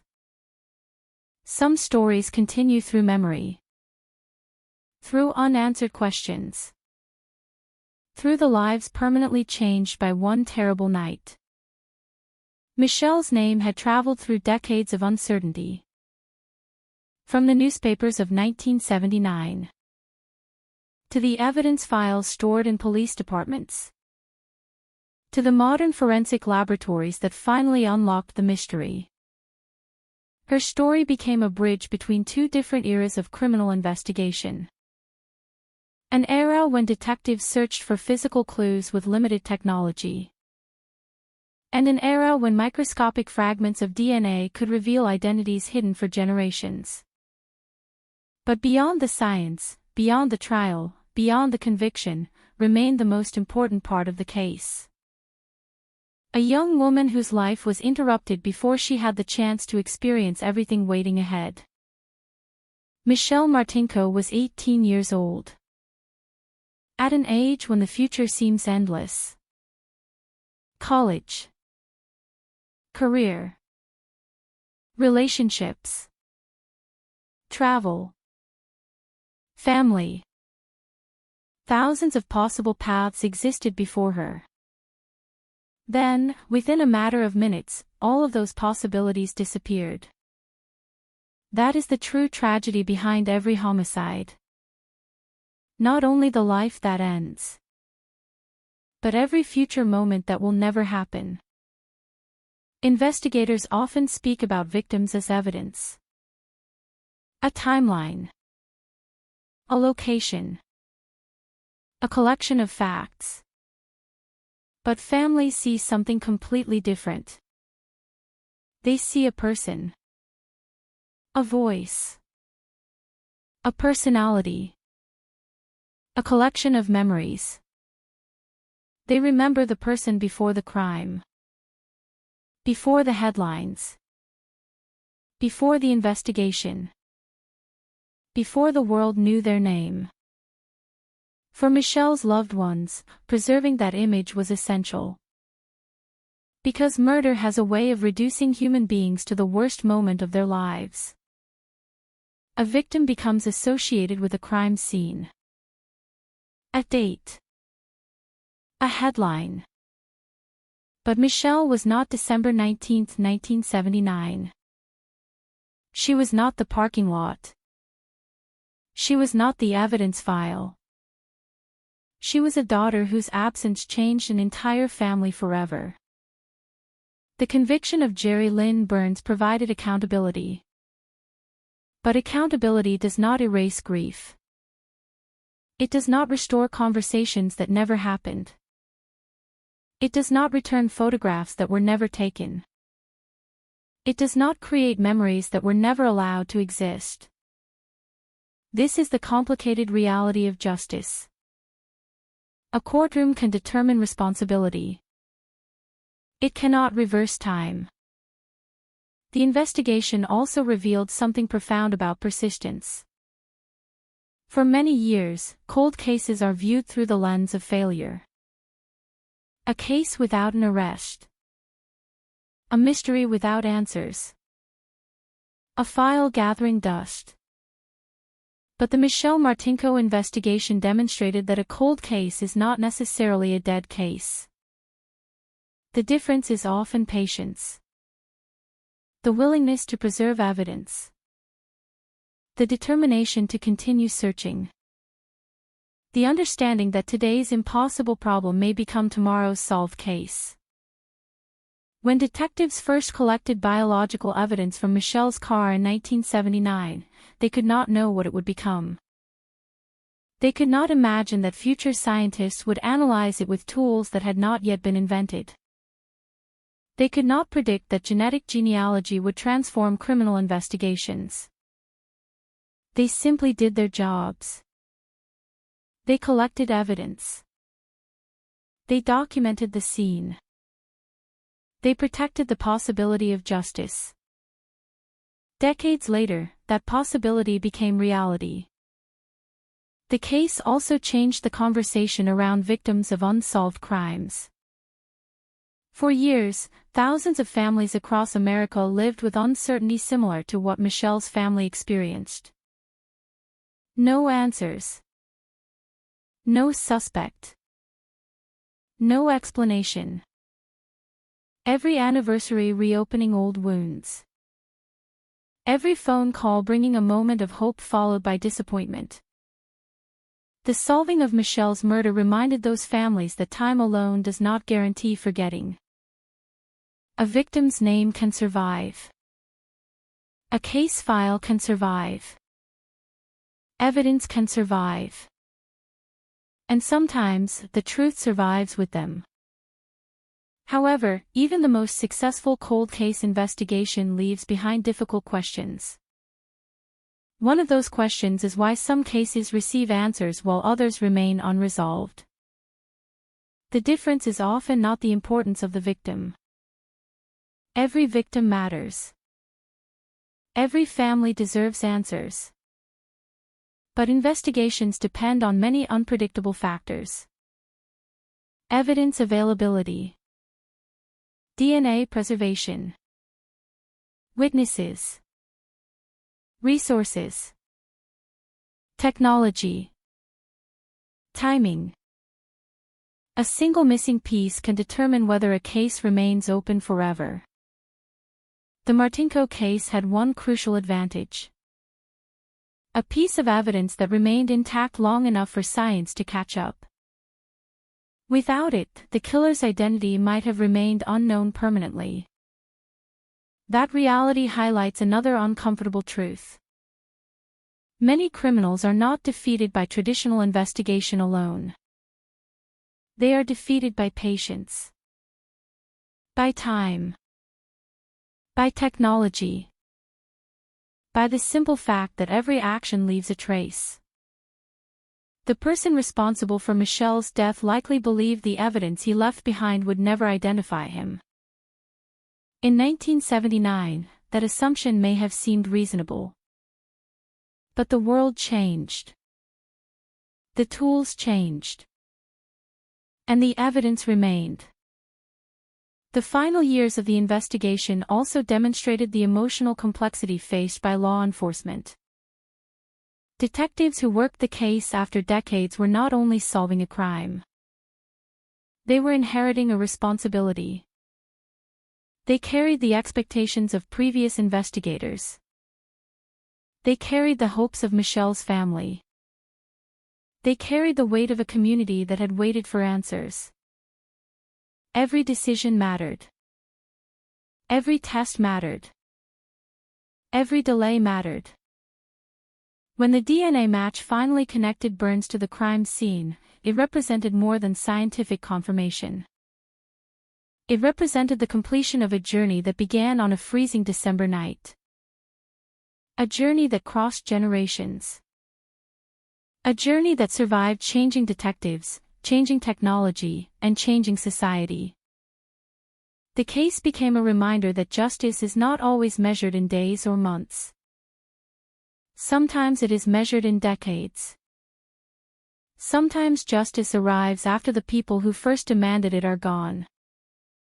Sometimes the answer comes only after an entire generation has passed. But when it comes, it changes everything. The fear that once surrounded a community begins to fade. The rumors stop. The uncertainty ends. The name of the victim is separated from the word unknown. For Cedar Rapids, Michelle Martinko's murder had been a wound that never completely healed. For 40 years, the city carried the memory of a crime that seemed impossible to solve. Then, finally, the truth emerged. Not through a confession. Not through a dramatic eyewitness. But through a silent piece of biological evidence that had waited patiently for the right moment. And perhaps that is what makes this case so unforgettable. The killer believed the night would disappear into history. He believed time would protect him.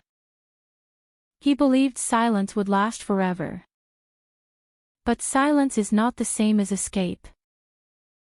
Because every crime leaves something behind. Sometimes it is a witness. Sometimes it is a mistake. Sometimes it is a fragment too small to see. And sometimes, that fragment waits 40 years before telling the world exactly what happened. For 40 years, the question surrounding Michelle Martinko's murder remained one of Iowa's most haunting mysteries. Who was responsible? How could someone commit such a violent act and disappear without leaving behind a name? Why did a young woman who was simply finishing a normal evening become the center of one of America's longest-running cold cases? Those questions followed Michelle's family for decades. They followed detectives who opened the old files again and again. They followed a community that never completely forgot the fear created by a crime that seemed to have no solution. But in the end, the answer did not come from a forgotten witness. It did not come from a sudden confession. It did not come from a dramatic discovery hidden in an abandoned building or buried inside an old file cabinet. It came from something far smaller. Something invisible. A trace left behind on a winter night in 1979. DNA.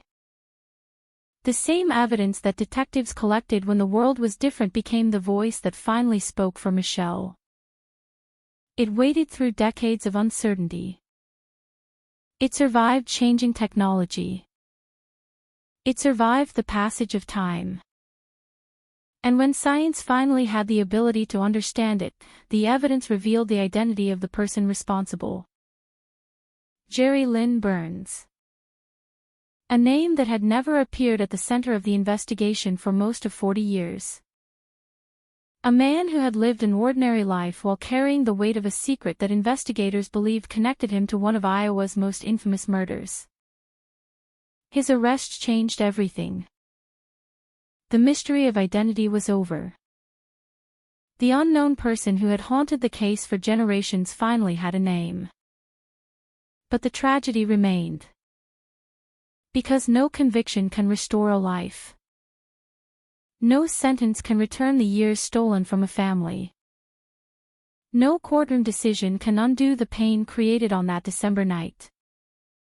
Justice arrived. But it arrived after an unimaginable delay. That delay is one of the most difficult realities of cold case investigations. For outsiders, 40 years can feel like a historical distance. A chapter from the past. A story belonging to another generation. For families, it is different. 40 years is every holiday spent wondering. Every birthday marked by absence. Every anniversary bringing back the same painful memory. Time does not move the same way after a loved one is murdered. The calendar continues. The world continues. But part of the family remains trapped in the moment everything changed. That is why the solving of cold cases carries such emotional significance. It is not only about punishment. It is about recognition. It is about telling victims and families that their suffering was not forgotten. That someone continued searching. That the truth still mattered.